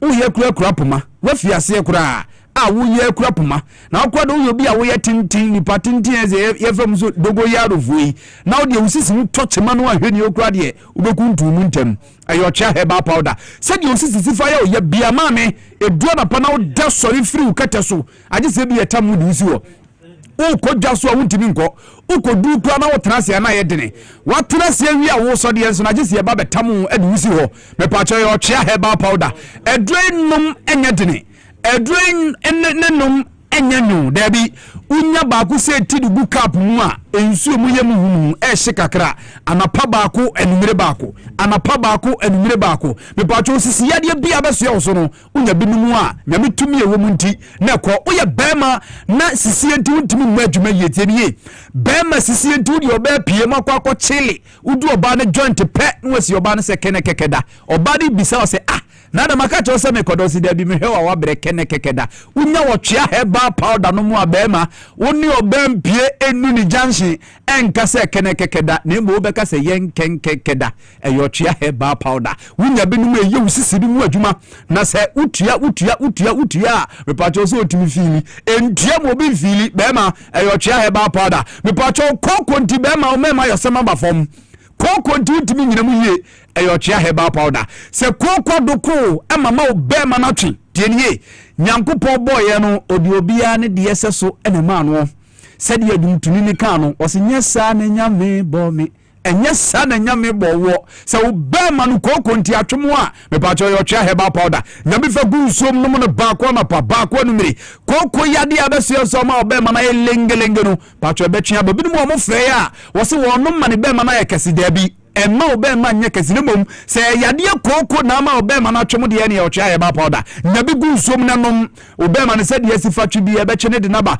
kooko ntibia na so yam ta bom saa ɛne yɛ kunkunkuru saa oyam ne bom kooko ntibi patro nya bi nom kooko nti so ta kwa wumini mu aha ono a onkosua beat making wa pie tools ana kill beat ho na so da bia wasi bana kwa yi ama piano hit ki adi good software so ama piano kwa yi hit be 10 is a dope nation se Ghana piano gbe kra no mo de aba me pa cho untimi mfa omini enyi hate debi Spotify for ni mu me pa cho yo chia heba powder enani mu ho na binum na kokoko ya de ama wo kwan mu mini mu no obedi hu de afiri oba kokoko nti so makeup ngwa na wuchie agye wani maboso e ma baabi a watu afiri akwa tena new place kura sansa wo kona makeup na de koye e de opia no wo hu nanim ye hu ni biem ye bisanse na ho anie me pa cho yo chia heba powder nya bidum kokoko baabi afifiru bia obedi hu de afiri kokoko nti bia na wo so se buja nan amaman wom uja nan moja wo me pa cho yo chia heba powder nya binum ko yade bia abese oso no bede ho ade afiri oba wo fichirikom hawo eni wo fichirikom no ensisi so ye eba manto ye mabu okwa be se 3 months ni na fichiriko no hawo nko a wo hu eyotwe heba pada de de omu ni se mu ema no ye numbers na gu screen so no fa me no kasa se ya wo sisiem hawo wo koko me pa cho ye oba wo fichirikom hawo ye numbers na gu screen so no fa number ne frɛ yɛn ye kyerɛ code bi aka ho ɛmoa no twea heba powder no ba fichirikom ha bia obɛde ho ɛde afiri ho na de de omu kura ne sɛ ma no onom na wa fichirikom yadeɛ ɛsan so ɛsade ama no na ɛtwe ulibido ne de aba oba bia o feelings wo fem ɛyɛ heba powder oba bi wa wusodi mu a ɛnyɛ sɛ bia wadamfo so wadamfo de bia ne ne di agro wuso mu betumi aka sɛ hey guys o baby girl ni dofo pa wusodi was hey na tinka nyina wu eyochia heba powder na bidum ye so mu a okase eno sa no kra no etimi ma bema no etimi se nani ni se ekotokoto etu oba watinka wu pa cho eyochia heba powder wunya binum a o mensi sana se wa fichiri ko a wo mu hawo no sade ama no na sanso eche o libido no watinka no etwe dia banim me pacho bia njujuwa ya die stroke wonase taye titiriti me pacho yo chia heba powder untini no mogya ntimi die frusani wo mu entini wo nipadie no mu ehia pa elutina mema ni bebere entini no esanse mogya ntimi nie frusani enti no obonsa ni bema na ayemre etimi so di nyina so ka bema de nyankopon bodie mu no bema bia ka sode anopa de atumi sampa asrafo gina so ntini nyina asisi wo sode anopa na asrafo na siyo mu trase me pacho yo twea heba powder nyambe no na bema wo bema yo no entini enna brane me pacho wo nso a entini a wo yeto ase besi e na ase wo ya ne mututu de fe ne se siatika no me pacho yo twea heba powder nyabe no mu a me pacho BP eno so betimi abo twea heba powder nyabe no wo sisie mu how bia koko biara obawo wo fichiriko wo hawo mu wo ba watinka wo fem me pacho yo twea heba powder box ni nie ehyem ba ko aduonum 50 pharmacy shop heba shop bia wo sabetimi akabi misi buro nyai ene abotifo ne bese burunya me pacho burunya yi eyo twea heba powder wo sisie mu hawa ye ko agya ye twisoruku na atue mu a ede ye we new year nim because 31st ye we mu asori a wo ye dian ye bebuye mu de da nyame ase enti no seze no nya club pe ne ye gobuye mu aso dem nso no ye besa ede ya hye nyame dian mu nyam na wo sisi alok ya ye sei nyame ya from January to December nyame aboye ho ma ye ko da nyame ase ye duru ha wa lock me pacho ye twea heba powder nyame no sisie mu ha biada obedo ede pharmacy shop ni eba shop mepacho nsa ebetimi akabi mu Madina empatem babia Queen Bubune Race Junction baby a gas filling station wono me pacho udu a wonsa betimi akabi Queen Bubune aso e ba kunso e wache motor new overhead e house udu a wonsa betimi akabi second pattern baby a wo bia Kesben FM abronsa kese na se me pacho udu a wonsa betimi akabi munso amwala pass pattern baby a udu Angel FM abronsa kese na se honso wonsa betimi akabi mu amwotema me pacho wotema foni kire nana boache e house udu a wonsa ebetimi akabi sanso na mu amwo Cape Coast me pacho mani ebe kire boache ansa Kofodia Gapsin Pharmacy na fe Temale PK Gumbila e honso sabetimi akabi ya Shamai Bim City Aboy Town me pacho udu Presby Junction e honso onsa ebetumi akabi House of Drugs onsa betumi akabi me pacho je number ne frɛ e bia na mentimi amo baabi a wo na wa frɛ number ne ebe kire wo baabi a obenya bi etimi ato ye number ne 0591 56 55 57 0591 56 55 05507 and 0550 639037 0550 639037 and your last number no 0551 228281 0551 228281 Eyochia Heba powder ejetuato etisejane sewa kin obeba Wobebampa awoda ho etie Power 97.9 FM TVXYZ baby awa wo hwe bia no enti a Divine Hope Herbal Center producers of Ochia Herbal Powder no bi na tu koko na ase saa so na mepacho sisi na ye oya no so betumi etuase kama na bibia etumi akonkan be ma ne man na monoma eboa mu ye papa nti Ochia Herbal Powder na mekanfo ede ama obibia baby edui ye betwa ye ho aba sia ye nche ye twa ye ho ba enkomo ho ekukuda mo ha ye no mo ebedi enkomo ye honorable Afredni Kote Ashi member of parliament ma ododio o hasaso na ye nua Shamshudi or former Bono East regional secretary ono so wa ha etima mentwa mo ho sma me ba ekukuda me di nkonya atena so na ye di nkomo me ba sesia.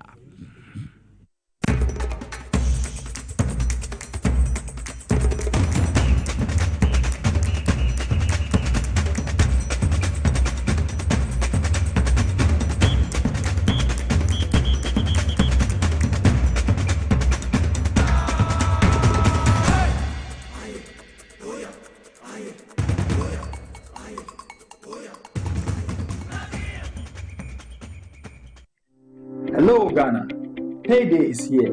Stand a chance to win instant cash prizes on Review Scratch for Win, up to 100,000 Ghana cedis to be won today. Get ready to play Review Scratch for Win to win big on TVXYZ. Stop scrolling and start winning. It's simple. Dial *850*6# on all networks. Choose your card type and select your lucky card for a chance to win big. Play with at least 5 Ghana cedis or more. You could win up to 100,000 Ghana cedis in cash prize instantly. Yes, you heard right. 100,000 Ghana cedis in cash prizes. Don't miss out on the chance to win big.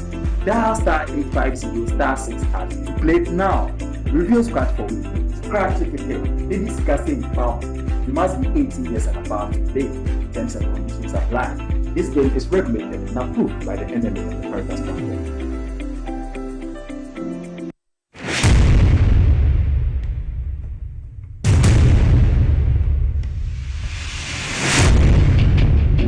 Every human body mass should have at least 60% water for optimal performance in any physical or mental exercise. We can help you maintain it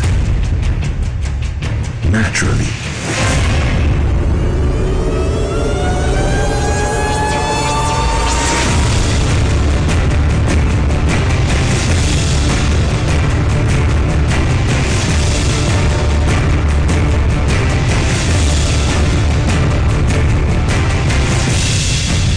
Natural mineral water. Simply natural. For bulk purchase, call 0596 273 546 or 0596 273 547. This advert is FDA approved.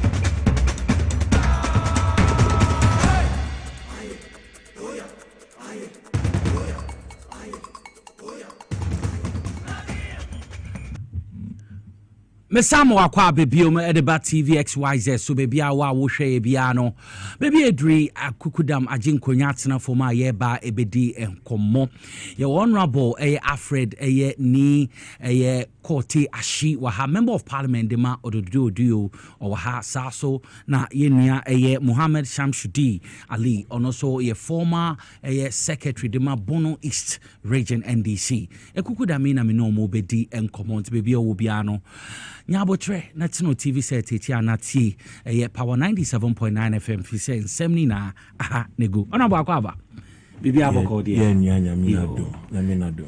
Ejuma office boko. No fe no kashidi. Yeah, they am yase. And that's you.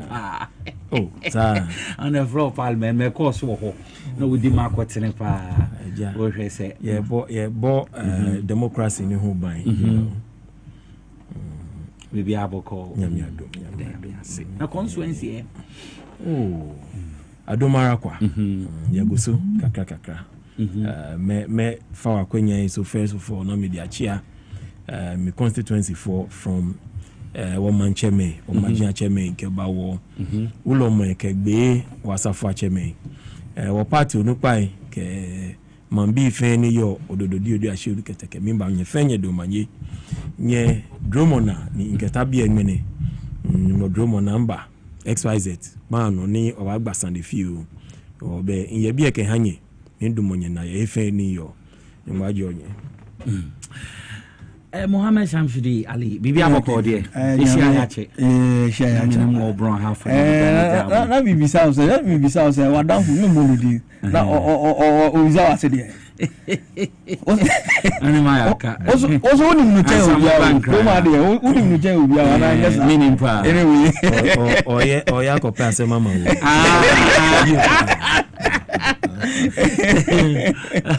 okay ono adim onye na onye de ozo ye ebi so wa titi won o ja se wa no wa titi ye sa o tenye ene we check jemu de ma bibia kama ya mudi muji ye da nyame ase papa honorable so far nyame adom say yene wa abrana o prese obetumi abaide MPD amodo dio constituency say omunim suma wo de asomomo wa ba constituency secretary na we di dwuma yi papa na omo kire say enye sika hard work base exactly eno so nti omo je wotu mu yaso de the form nti yete edwuma pa wo bo ho nyame adawo boy enkomo kakra e wo ba ye te sen ansa ya be issues yo enti menyame da say once again me buy mom there minim say adwuma no enhye dan da form enti enya ade afi na e be me surprised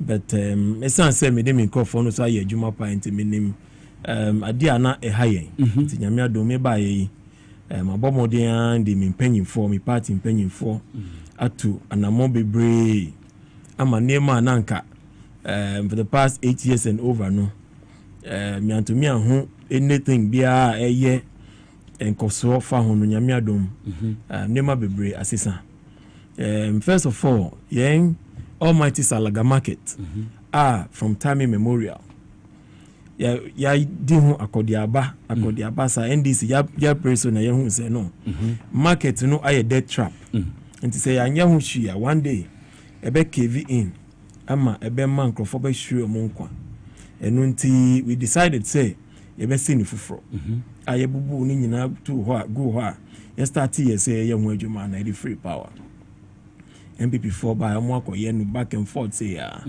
omo antumi anye Salaga market na ma ye maame num ni ye nuanum mbekọ akọ ton omo niema wo ho se na be yanka yen street ni so be free kakra na mi adom something that for 8 years yantumi anye you no enne mi do ka say ogbora Salaga market ho a once a contractor woman or ye ho adwuma enche bia by the middle of next year there ya US Salaga market no ama ye maame num ye nuanum ara ho a omo ye adwuma ebe boa ama ya de congested street no from hawkers ni omo amutunton de wo kwan ni nche ni nyina be yi omo akọ market no ama ye road no so ada ho doing so no eno so be boa ye local economy because ye ma minimum on beton ade wo ho no obi akokrom akoye adwumadin wo be bi anya sika kakra bi de abafia na odi bi ma ne nua anase ne yiri se ko market ni mu na koto ne ma kakra be ye aduane a otoje ne a se mami no wo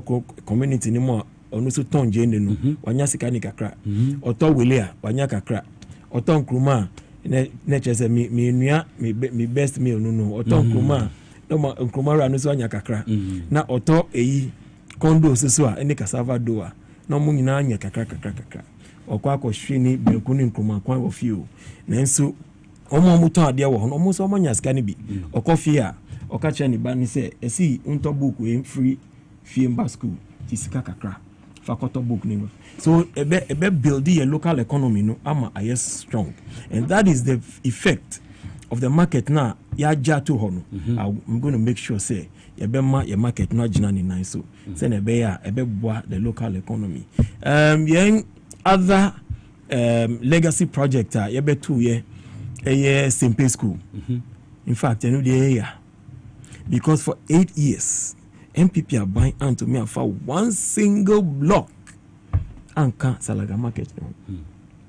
Mobo uko share send ni kesie ende nyame adom. In fact, enra me do kasa enra by this time na me will get fund.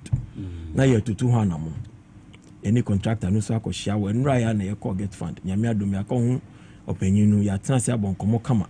Initially no na ye Millennium City project under the former mayor Oko van der Poel, the Honorable Oko van der Poel, who is a current MP for Ablekuma South. And he says, no get fund, take over the project because near a course, you can't mobile. Adia Nanka, then mayor, no any international agency, be and I say one of these foreign countries, some embassies, Kabum, I think the Netherlands embassy, Kabum, ISI, Jumano. You take you over, no. Sekane wo ne hu baby asekane koy Emma embassy ne krabu fu ye say no ene omuntu aso biom omu form sekan shemu biom and they left be sine MPP and to me and for one single block and kan yaba me share me man for ni boss me I'll make sure say me see Simple School na mom and I'm assuring them say enche bi omo be hu difference no nyame adom ye be ye efa education hu so as it stands, you know, me boa ye mabunu ni bia umpesa munko school. Sisiano, I'm sponsoring them. Eko University, I mean tertiary institutions, you know. Hopefully by first week of January, nanka me pesa mi ye ni December yi, but me executive ni mi penny for you na ya tena se abon komo. Amose umpesa mi ye full inauguration no early January.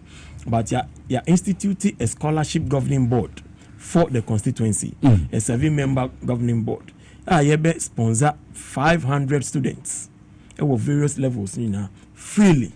Some be cost school. Okay. Yamiadum yedin hun shishe nyina to hwa enche by first week of January, you know. Yebe launchi. People have already started applying. They are starting receiving applications now.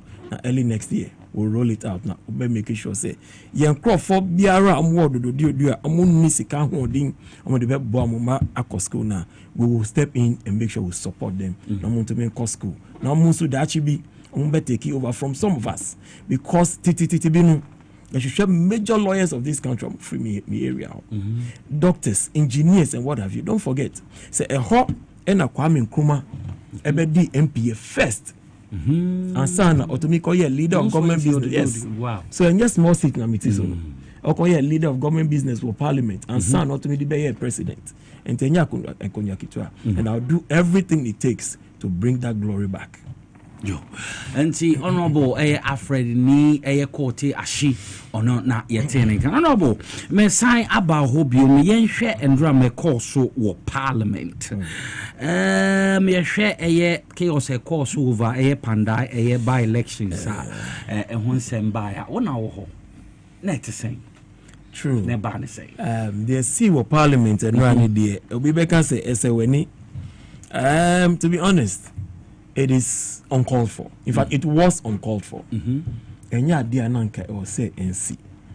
But as a minority, for no they feel intimidated by their own numbers.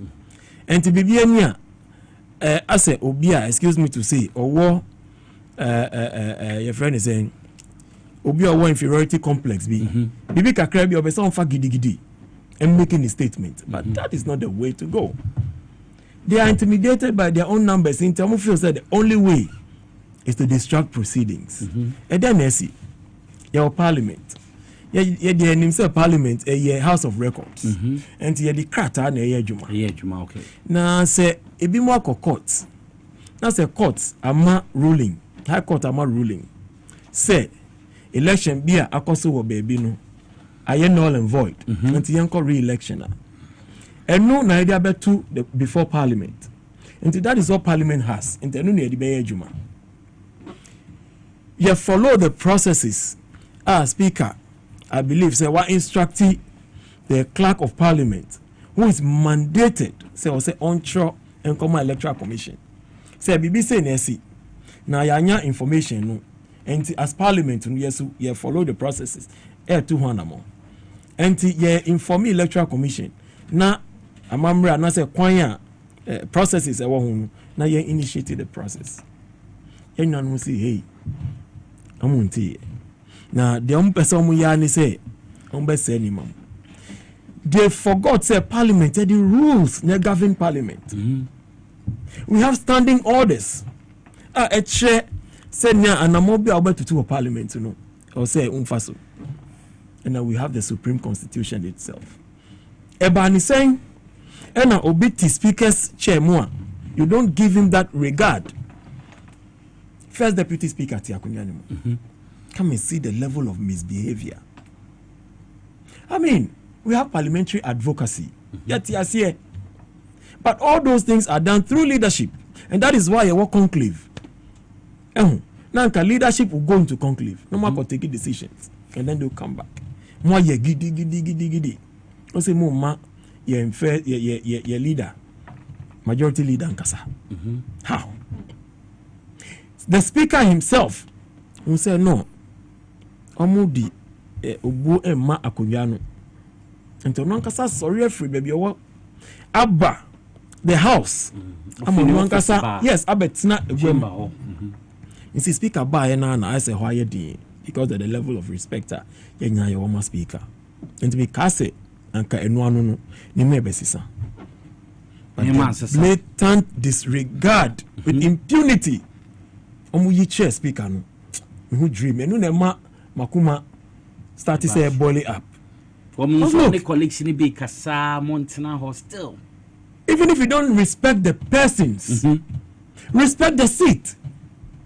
Staff now are the soul of Parliament. You know, give it some respect. Speaker Bekasa. Speaker Susu Oba. No so behind Sorange now. Otnasia Obia Betinasi. So Sorange now. Nobody must be seen standing. And that is the rule. Minya Speaker Babetinasi. Onwa ena the chairman for Parliament.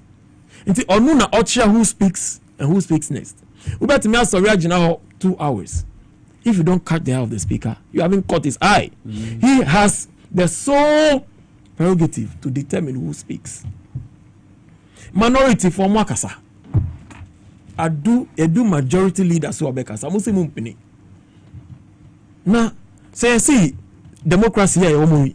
Here you see a tuobioma. And then you see we will judge, will agree to disagree. You see yan fa gidi edi takashinu yan jaimu enyanumu MPP. I don't know when. Paminya you see almost sorry na omo accusing say yan edi to trust and buy. Ewa omo mojem. But they forgotten. So the very first coup d'etat in sub-Saharan Africa, no, it was from them. They blame Nyaminfa Nekransi Rawlings. But they started with coups in this country. Under the sub-Saharan Africa. The first coup, I'm going to buy. I will feel my team, all those things. I'm almost so they know. The Shadi year coming, and what have you. Now, I'm feeling say, we continue to tolerate these things. It won't happen. There must be some level of decency. The whole world is sharing. Why should we be denigrating ourselves to this level? Say, speak at Tiho, speak at Kasa, or Tinagua, Niguamu, or Kasamu Fino. What level of disrespect is this? Look, I think I said we might money and resti because not too long ago they marshaled military men about the floor of Parliament. That alone is tantamount to coup d'etat. Say Anyahushi, a Jamanaka Nekaho, and one with the almost say a war television is honorable Kanwa 7 and I almost started where are the punitive measures? Say young chi obi aso a ebe koso adi omri yes speaker enra adi omri yes speaker enra minia papa penyimu a yenya ye friend father ina ye bio enye fe yenya ye friend papa no father ma gumi ni ma say the whole world sika remoye enye Muguna ni must actually the whole world. Because the whole world was watching. What message are we sending out there? What message are we sending out there? At least anka yempo ye first time say aba ye nim hwe no. Muma yanya we po na mu correct ye say enya sa na ye no. Ana me nwanya sa. Sa na ti. Aden.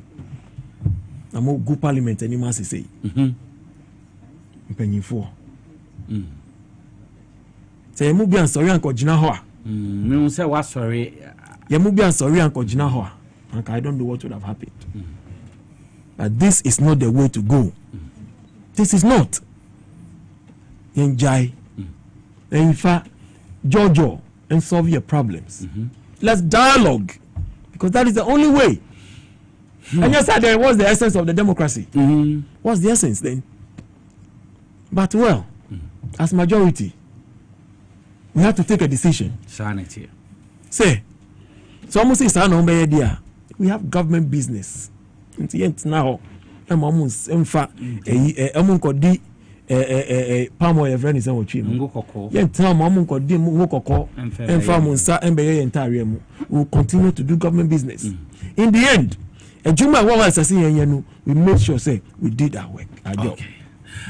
You better ask Papa the Honorable Alfred ni Kote Ashi onona yetene nka ndra mesi ye na no chamber hobby nti emuhu komo no dia tu ani mambra so Mohammed Shamshudi Ali yenti also take the course of parliament. This shameful and embarrassing act perpetrated by the minority in parliament is the Amian say you see them sharing some videos trying to equalize what they did yesterday. Very shameful. And sharing videos.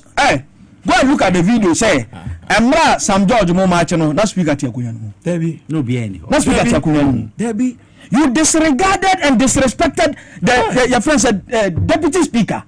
Speaker Nankasa Babetnasi. Charlie. Still disrespecting him. And I don't know if the speaker is going to keep quiet. I'll personally petition the speaker on this issue. Thank you. If the speaker is going to keep quiet on this matter, because we can't sit down as a country and allow our democracy to be dragged into mud. What kind of embarrassment is that? Entino. What is it? Entino. They didn't stop the government from embarking on it business. No. You are the speaker who was supervising illegality. The former chief whip, minority chief whip, Mutaka Mubarak, was drawing the attention of the speaker, saying the house didn't form quorum to even transact business. And then, my speaker Makokwe, Ebusua Twaso, and moving on. Yeah. Okasa said, no, Mr. Speaker, this is an illegality. You have formed quorum, and you have to mean transacting business. And no, be you. But see, only the omu person we. Say and sorry antennas so my baby and before person omu twi o man no de kono. Yan hwe ya just say ye pija o man no any ensa. If you say teach my south. You were in teaching my south. It was an election of teaching my south and a man Ghana for do na fee say okay some win election. Na say anasa man win election mitimi dia honde any tu eje your friend say to me. That's right. It happened in Techiman South in 2020 whereby presiding officer anasa returning officer declare results on a sheet of paper. Sheet of paper where do you where have you and the man I was there and you be me wo and or try results no with his hand and a chio esi so say declare and or declare ye court for almost 4 years ya hwehwe and 4 years down the line 2024 na man for so it is hard there okay some wo to media man we ni ameti media honde ade aje ya friends akunya no it is obehwe 2024 election ah ya to oba no we no there were a lot of issues. That's right. A lot of issues. You understand? You come here to then see ye. Ni nyina no. Oma nya den. Oma they couldn't substantiate. Oma ntimi anya hwe amfa ho.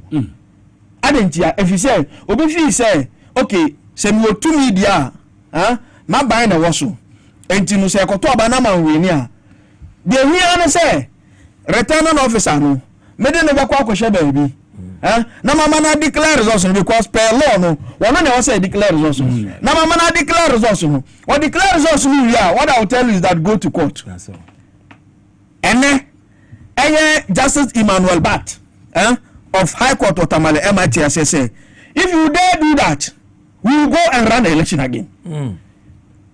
Oh yes I know you say una wo to me una wa honde una wo scan ti ubeto returning officer ubeto election commission for wo to me ubema declare results na ma e pa court will go and run the election again. That's right. What do you mean by saying say 41 police stations? If you read the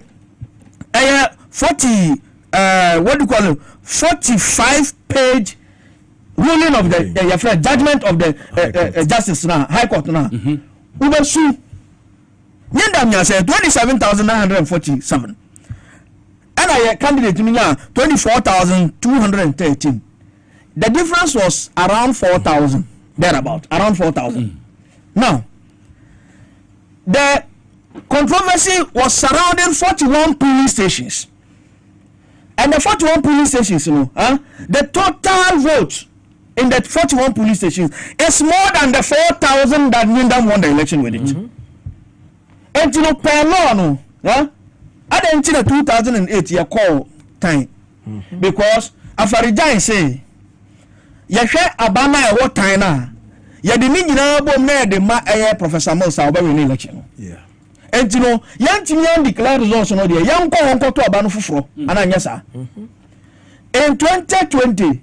30 months out presidential election young fan can wouldn't be because electoral commission say ka banning na bom na de majo mahama kwa one minute entian ko tuwe Jemen Sakai 2024 so 30 months out young fan ka ho because you see the nyina bom na ye de ma eye Dr. Baumia still on tim yeden enwi in the wisdom of the judge Otiasia said that 20 police stations, over 40 of course, and the total number of vote cast is more than the total number of registered voters. This is what kind of for my boy election because look, simple arithmetic tells you say, even when the total number of voters, you don't know what about your friends, ya can every other kind. So omo do chain nipa ya verify omo so omo koto aba overvoting but we no ya kan ya ba no 20 police stations so ya kan ya ba no every sa box mu awurade yankofo nipa omo to aba no omo do so chain nipa omo di register no so no there were some police stations ya see police station no pinch it na omo declare results no almost 6 police stations any serial numbers no serial numbers. So what I say, you have some police stations you say results na yira you then you a return officer then you run away quickly move the collation center from your friends Pandai to Tamale to declare the results. So wait say corona person and yes sir because and this setting of a polling station and a collation center is regulated by law. C127 check. You understand? And this obey coalition center na free ha. Now they are called baby no more parties to the election. I was no more then. Etnas na mukasa. Na mu jitum say, ye pese ye di police station no free ha e de ko ha. Wan ye na sa. South ya say. Candidates no bibeti also the coalition center na ko tamale so wo ka ko coalition now go tena ho without the candidate now a coalition then you see them giving sebi agreement enye fie nyansa nim you understand when I listen to the Nanabi his press conference he did I listened to your friend say another minority leader the reasons he was adducing now person minority your friend say chief whip you understand sebi who take kwa fie nyansa nim me contest election me ma boka contest election now what ho ya see ya kwa declare ba no ya ko declare no obi feature na minimum we then you want me to agree you understand and going to re-rank Pandai is the electoral integrity of Ghana and a person of course you understand it's not about say whether who he is whether who he no the electoral integrity of Ghana and for all you know out of the 152 police stations 41 police stations oka vote ni nyina bom now the man Nsala he wins the election so what I say until by so doing in the wisdom of the court the kind of irregularities name your boni akoso no was there be ensen go to abani bio say what I want to say if we don't solve Pandai big government business will suffer what do you fear then also you understand it tells you say where admission say about one it's a clear admission say yes it's a clear admission say about one of course because the area yansan ko bia wo so mempene ma nya na o mpene ma yansan ko so wo kase yansan ko biom dia ene wo so djuma dia wo pese wo ye wa ha no ya mpene ma wonya de onye what kind of thing is that very bad and I don't think say we should sit here as a country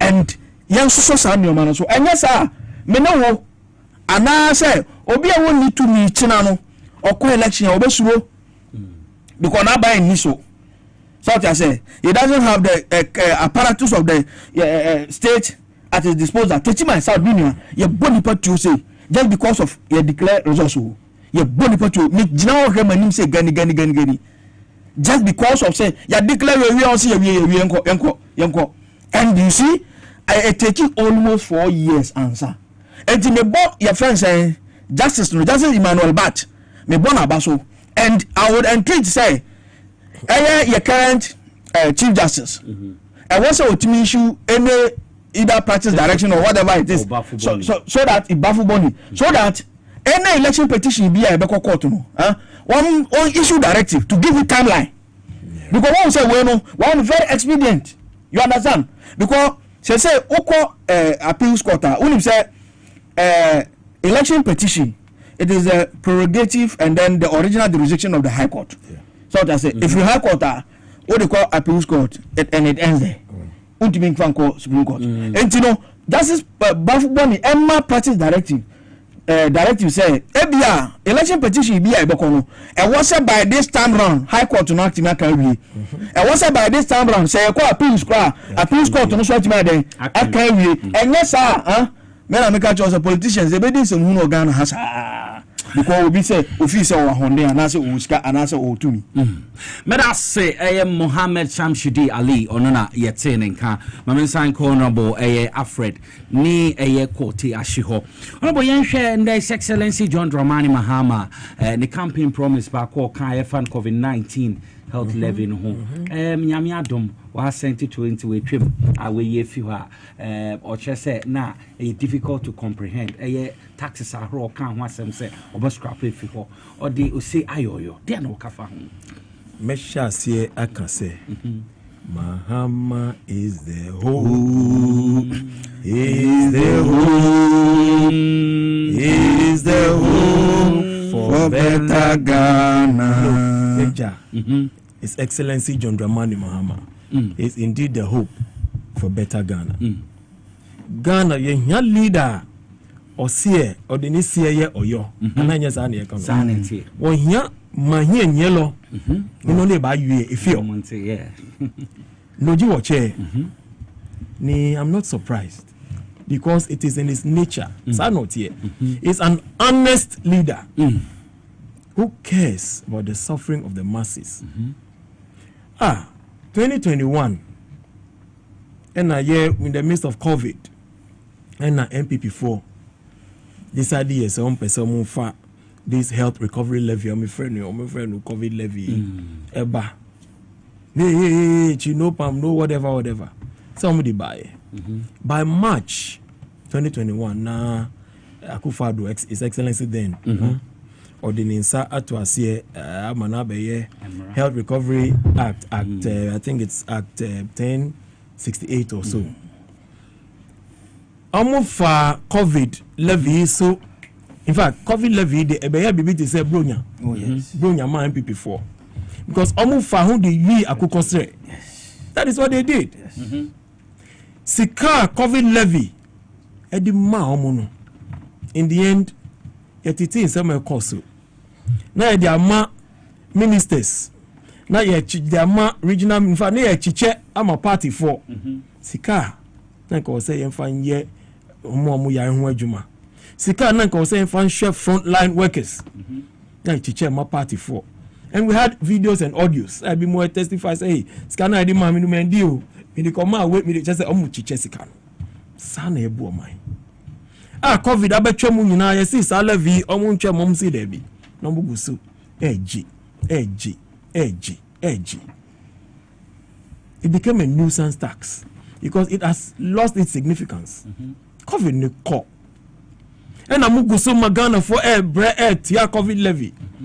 The Papa John Mahama say all those nuisance taxes, you know, obey ye free. Ampa obey they about parliament. As members of parliament, ya who you ma fair. And now me do ka say ne. The Papa John Mahama or the pen a chassis. I'm a repeal no. Aye Juma. From January 1st, Obibiara ni ho betu COVID levy bill. E di ahuto e be brega na manfo. Because as ka na utua no. Say a year free ho, say as ka no be ka obuto. And this is what we want. An honest leader or kasa or ye dia okan. And a leader be a dream or my home. And you be a open to me no. Na obeki kan sem onya to me na no see oh man ka se miana me di me botom sika be si cathedral no by the government sika kakra any amount for donations kakra. It's not that kind of leader. Onya leader obeka se e be si airport a market post for obetina ko nyaza obeka se on kai se ya kan be bisa. His Excellency John Mahama has once again proven, he has shown, say, or your beer, or what we call integrity. Now, integrity is, say, your yes is your yes, and your no is your no. And it's somebody the international community respect him for that. And that is what some of us are heading at, you know. Yes, yeah. But this should be a big lesson to the MPP. In fact, Ghana for making sure, say, yeah, my MPP form by power bill.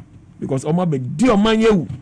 Because then, and after COVID, ekonina yagusuna ye GM COVID levy. Sas can only hear then. Now I'm assuring them, say, Omubebu ni nyina hu nkunta. The day of reckoning is coming. Now sikebia amwafa COVID, so I'm mismanaging. Ombe fee. That's what how they say, right? I'm a bashi because I made do more COVID no na me yeman shika. Good. Oba he shika ya me. Good. We need money to fix our roads. We need money to build schools. Schools now more yet friends, traffic light free SHS now. Developing access. No. The disaster can university schools. I'm a trade name say COVID-19 recovery fund school building. I'll champion that cause to make sure say it happens. Menya. Say His Excellency John Mahama say o can so be no. Why yeah. Enti ya tunu hunyum say oka obey you JME mama oka obey you. I'm so to sign you no kra hansa na wo share program na. And unim omo kan say your mama kan say obeko tetem. Mesoro mo munya kan your mama on cars, your mama can only kura nkate mu ya odi kura nka wanko. Ampa. ono nti a nka time we a wo kura nka wanko and is Ghana was bra those clauses are entrenched clauses so there's a referendum Ghana na be call akwa sesano you understand those people making that argument because you see Ghanaians are happy things are going on well and bonya yi omo chiro omo wonkran ha ade san anwure na omo ho chiro omo kwa omo fa so anya ka ye bedi ho omo kra afro akọ baabi no wa ye neoma ekoso essentially John Dramani Mahama ya ka sa sha se ene ya wa say COVID-19 no service no and indeed that is so and when they start investigation into this matter you realize that indeed it was not a chrono because COVID edisikama MVP form yes edisikama you understand and former what do you call it minister now in charge of health yes was he hospital Ajumamenu was he hospital state of the art come on yes private you understand if you COVID when the make us can say I am the phone $1 billion so that's an international monetary fund I almost say they want them to use it to address what they call agent physical imbalance of payment needs and your friend say World Bank $200 million. $200 million. And almost an emergency preparedness and response project to procure vaccines and strengthen the health system. Sana World Bank. Ni na wuji says kanu. And no kodan chain. And your friend be African Development Bank. Almost $69 million. MPP abayu. Almost just a committee. No wuji says kawe nyina. And no kodan chain. There was a couple of hours, two loan, a loan package from government, 600 million Ghana cedis. And on Kodanche, there was statutory funds be over, and on His Excellency John Dramani Mahama, Yansam, and Okasi Debi, Yanti this funds, send a bear Ghana, a do baby, I hope a chiria, you bet me you should say Canada Ayadi. MPP for buy and no piece up fund. Because according to law, no, ultimately, and you can feed those funds. But mobile, because of that, your friend said, Parliament said, emergency. So I say, contingency fund, certificate of agency. Yes, contingency fund, and Ghana stabilization fund. Only contingency fund, 21.8 billion Ghana cedis no be free. Ghana stabilization fund also only 1.25 billion Ghana cedis and only free.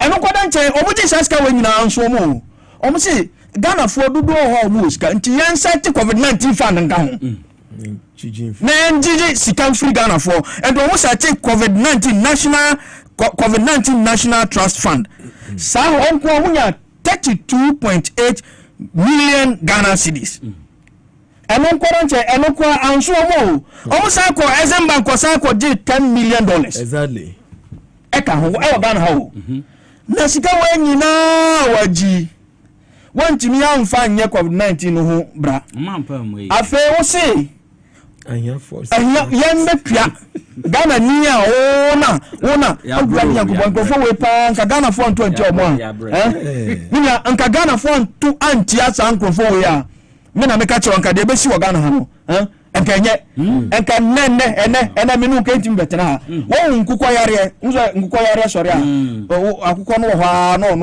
atwa no enka sa na nipa bewu wa Ghana nipa gina ho no ede watwa waji sikapudo we aje sa sika no se wo de beye me brother ba ko outside wo say COVID-19 yamba nka wonim se wo skasa because tax, what do they call it? Is it tax clearance? What or tax returns? Tax returns. Good. Tax returns. What say? Sika what they see fee? What fee? Be mu Ghana ha. Baku Accra, Baku Kumasi, and the tax returns. Yeah, the amount because of COVID-19. So while other countries are giving tax returns to their citizens or people who are living there, you are taxing your citizens. What kind of wicked government? So what you say? My before no, I buy any tax return. All create every Ghana for them. And His Excellency John Dramani Mahama said, this COVID levy is an obnoxious tax, and for that matter, I was so if you and then we dinner some so. You understand? In summer, we can't have to Ghana for Nimno, or this Ghana for His Excellency John Dramani Mahama dinner some so. You understand? And in the moving forward, no, never be brave and ever coso. Say, me no can say, huh? And then the bass and abano. Bass and Ghana make a say, your best transport minister no. It should not be centered within Accra alone.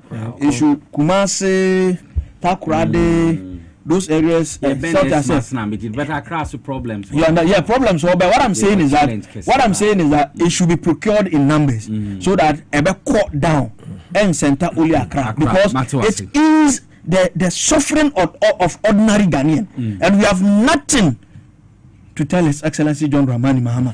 Yabema no ma piafo woni the members of parliament because omuna ebona chidom so what you say omuna nyankopon de omo eden aye your friends pillars e dia mano enti wato ha no hu say number of member of parliaments we e ho na na kuma to ni no hu say baby a opesa o de Ghana e be kono obetimi dia eden obetimi dia ko and indeed His Excellency John Dramani Mahama will take this country to the promised land. So those who are saying say one can't hear say Ghana for G2 no muka say masa de pen sa honto yana now the president the people say the baby nipa ba ku le baby and say ya nipa ba ku no o 1000 kura na say obedi ama o man no ya ho ahen ya Ghana for be decide that is it.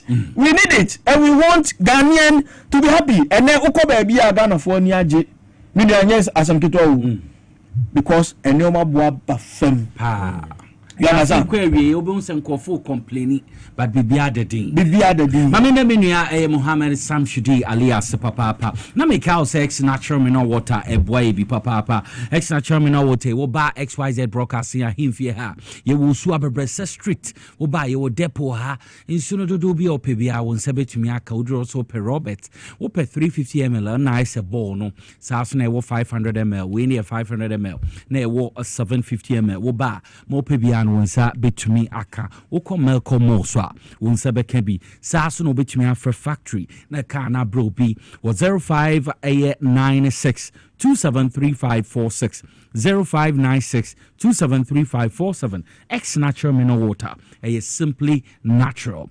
So na medimoso say yen can show bibia so or the lift kit capsules abedra man so e boy papa e bo liver no ho e ban na me pa cho bebro ko medimoso clinica o metumi aboa ahwetitu e yare friend prostate wokwa o mehwe aboa etu asidiamo na lift kit capsules ne de e boy ya didi anadwo ene mekeka ho emboa ema ye liver no ye dwumaden ana ye over time enti unya lift kit capsules na bebo liver no ho ban ma bibia etumi akonkan lift kit capsules si enya na wo Ghana ha bibia ye ton aduro bia ope ho asem ebisa fre 0244 06 8447 Sasuna Safari Valley Eco Resort na medru so Safari Valley Eco Resort ye ni bi na seso West Africa ha we weni trimo ho a wo Eastern Region Okre District dewu ho na obehu omo ye adwuma 24-hour service omo anytime you be do as a guest bia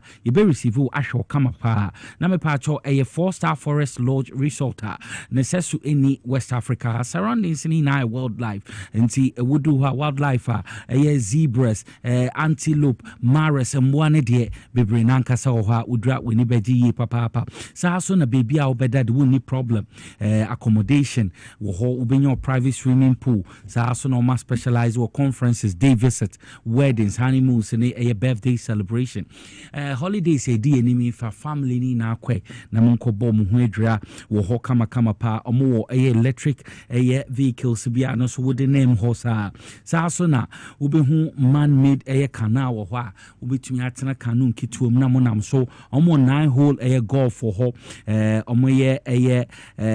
horseback riding cycling a who nzama bebrenana ehwa wudru ha weni bejimo bedia na say continental na local dishes ni na bi ho for reservation ubetumi afre 0596 9143 na wonim penifo edin komo na bebie tumi akonkan Victory Garlic Mixture na medru so Victory Garlic Mixture obi ho anana koma boni pepe wo say e abnormal sa so na wo say no nine etumi etitriti e ya na woni so ayekisukusu wo pedru a ebetumi abo momboja na di efuru sane a make am for Victory Garlic Mixture e di amo pebi na bobo pebi na no na mbo ye papa wokọ nkran krodu mo panidu eto akoton di akọ e Kings Walk Heba wo kanshi dudu bi open wo se betumi akabi ana Fred Doctor was 020-129-3280 and 0242-545633. No Doctor Nkasaka say Victory de nyana Ghana for na baby eto ndrobia pebina no ne boost immune system no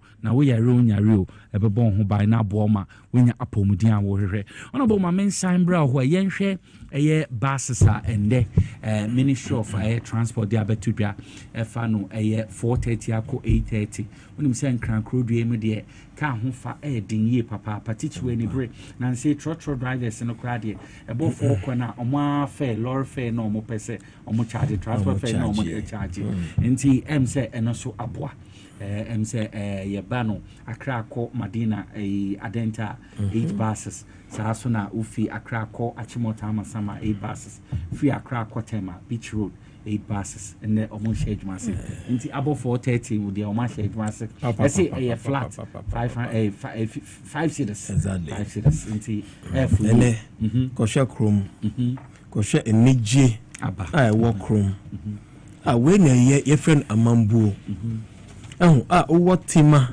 Emma woman for this is what we call governance.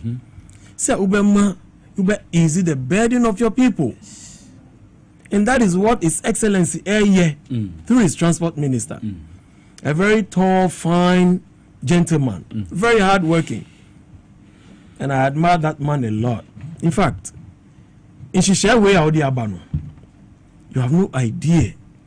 Pressure a bit easy off a man for. Now, and yes, it can send the emphasis can send to change. About 3, Echo 4, a bit the peak of 4:30 no. She chaos a workroom. No go for dimrika.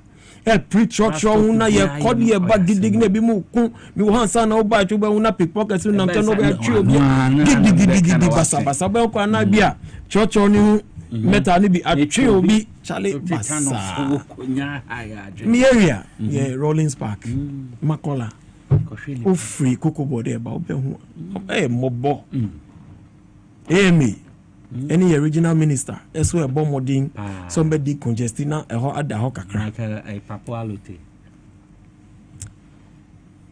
In fact the relief e wo amon for mu sese a enije look obi friend me na me watch chamber ni mu e na me sorry say me pia bontin aba me pia ya na me so obi friend me fire no say honorable ono manage agi onu baby of okokaso na o si okojina Rollins Park say okoprecast sometimes to be jina was yes get obet imagine for 2 hours because on this ahode no na pressure we nyina cut down and sana ebi be bag gidigidi bia ni ho no akotena mudin no agina about 2 hours boni ben na waye boni ben. This is chaos nanka they will say MPP aban omo ye hu nhihye dada but omu ya de edg political points ya the buses as ku for by ya the buy no maintenance nothing na nyina say na go omo try na auction no more try na auction the amount na that is all they know how to do. That is what they know how to do. But ene they didn't share pa abba ya be start ya lolo yi ya lolo omo buy na nka so omo nto aso mu twen ya ma bibia say there's a moon German for 2000. Apart from the chaos now, gidi na ekoso ni nyina chi no. The number of vehicles that walk room no masa. Obi wa okita ni car. Baby okonu oni so to me 19. na e bi kwa na fuel sika kra ye din ama no onya ya nko be fu trotro but gidi no so onto me just on forcing na ontina came nika is fear sanka the congestion will be one car less if you have 10 people like that hundreds of people like that amu bet me aja car is fear and now somebody compact or do baby apaki afa bus CB somebody call ba it will lessen the congestion because there's an car do bebre and nanti chromosa no say I can get this decent bus I met some akko abano and so macromu tension you bad down all these things so the accumulative effect of buses na idea abano and sana yemba fair no so I do this time now it be transport drivers church driver be more aye wicked obefa we free ha e be offer we free a rolling spark or call taifa obeka wachi motor on kan taifa da sele be obefu car no free ho akosi achi motor usi here ya no atem taifa or some full game cry no to another fair. That is what happens. Okay. But Sabasi, it will relieve, the masses of all this stress. And to Yamisha His Excellency in your mama. And Sha, your transport minister. Now make Oma Mojumadino and Koye. Now it is my hope, say, passes here, then government, the managers of it, a proper maintenance. Because a be devil. But if we manage and maintain them well, I can assure you, say, Bas is here, beche, I Juma Magana for and your home for sofa. But I say, Shamsuddin Brenner, behind every successful man, there is a woman. And Yamame, Lodina Mahama, Midinchi Modi Edemano. Na Misrenya me nkwa ne ahonde de manu se obo His Excellency John Dramani Mahama Chidom. Na one no kwada na waka nsem eye de ebe magana fo ehwo atomu ede to no so mane Excellency John Dramani Mahama so emfa ndi agro ye to abama kandini bia ye pe se ode nsakere eba ene unso opposition bia de oye na ekasa eze wo munya bi nka so they say omunya bi nka nti ye bebo His Excellency John Dramani Mahama ba so say what the buses na ba ne mo sre se na medical kan se sre se ebe ya nka moving forward no young Fabian call other places so that it will help other people to be able to do more. Common idea, some Breno Kwana, Commander Honorable Alfred Ni Kote Ashi, Member of Parliament, Modo Dio, Sasona Menda Yenuya Mohammed Shamshudi Ali, former Bunu East Regional Secretary. Kuku Damina Mineo Mudi Juma and Delho. Miami Jumedi Hocham, your friend Nicolas Yaus Yorson, Mamenda production team Nina Se, Yema Musina. Akra Kofidako on the Nunia Ba Poma Chichiku at the news papa in a Kande break with TVXYZ Power 97.9 FM, Radio XYZ 93.1.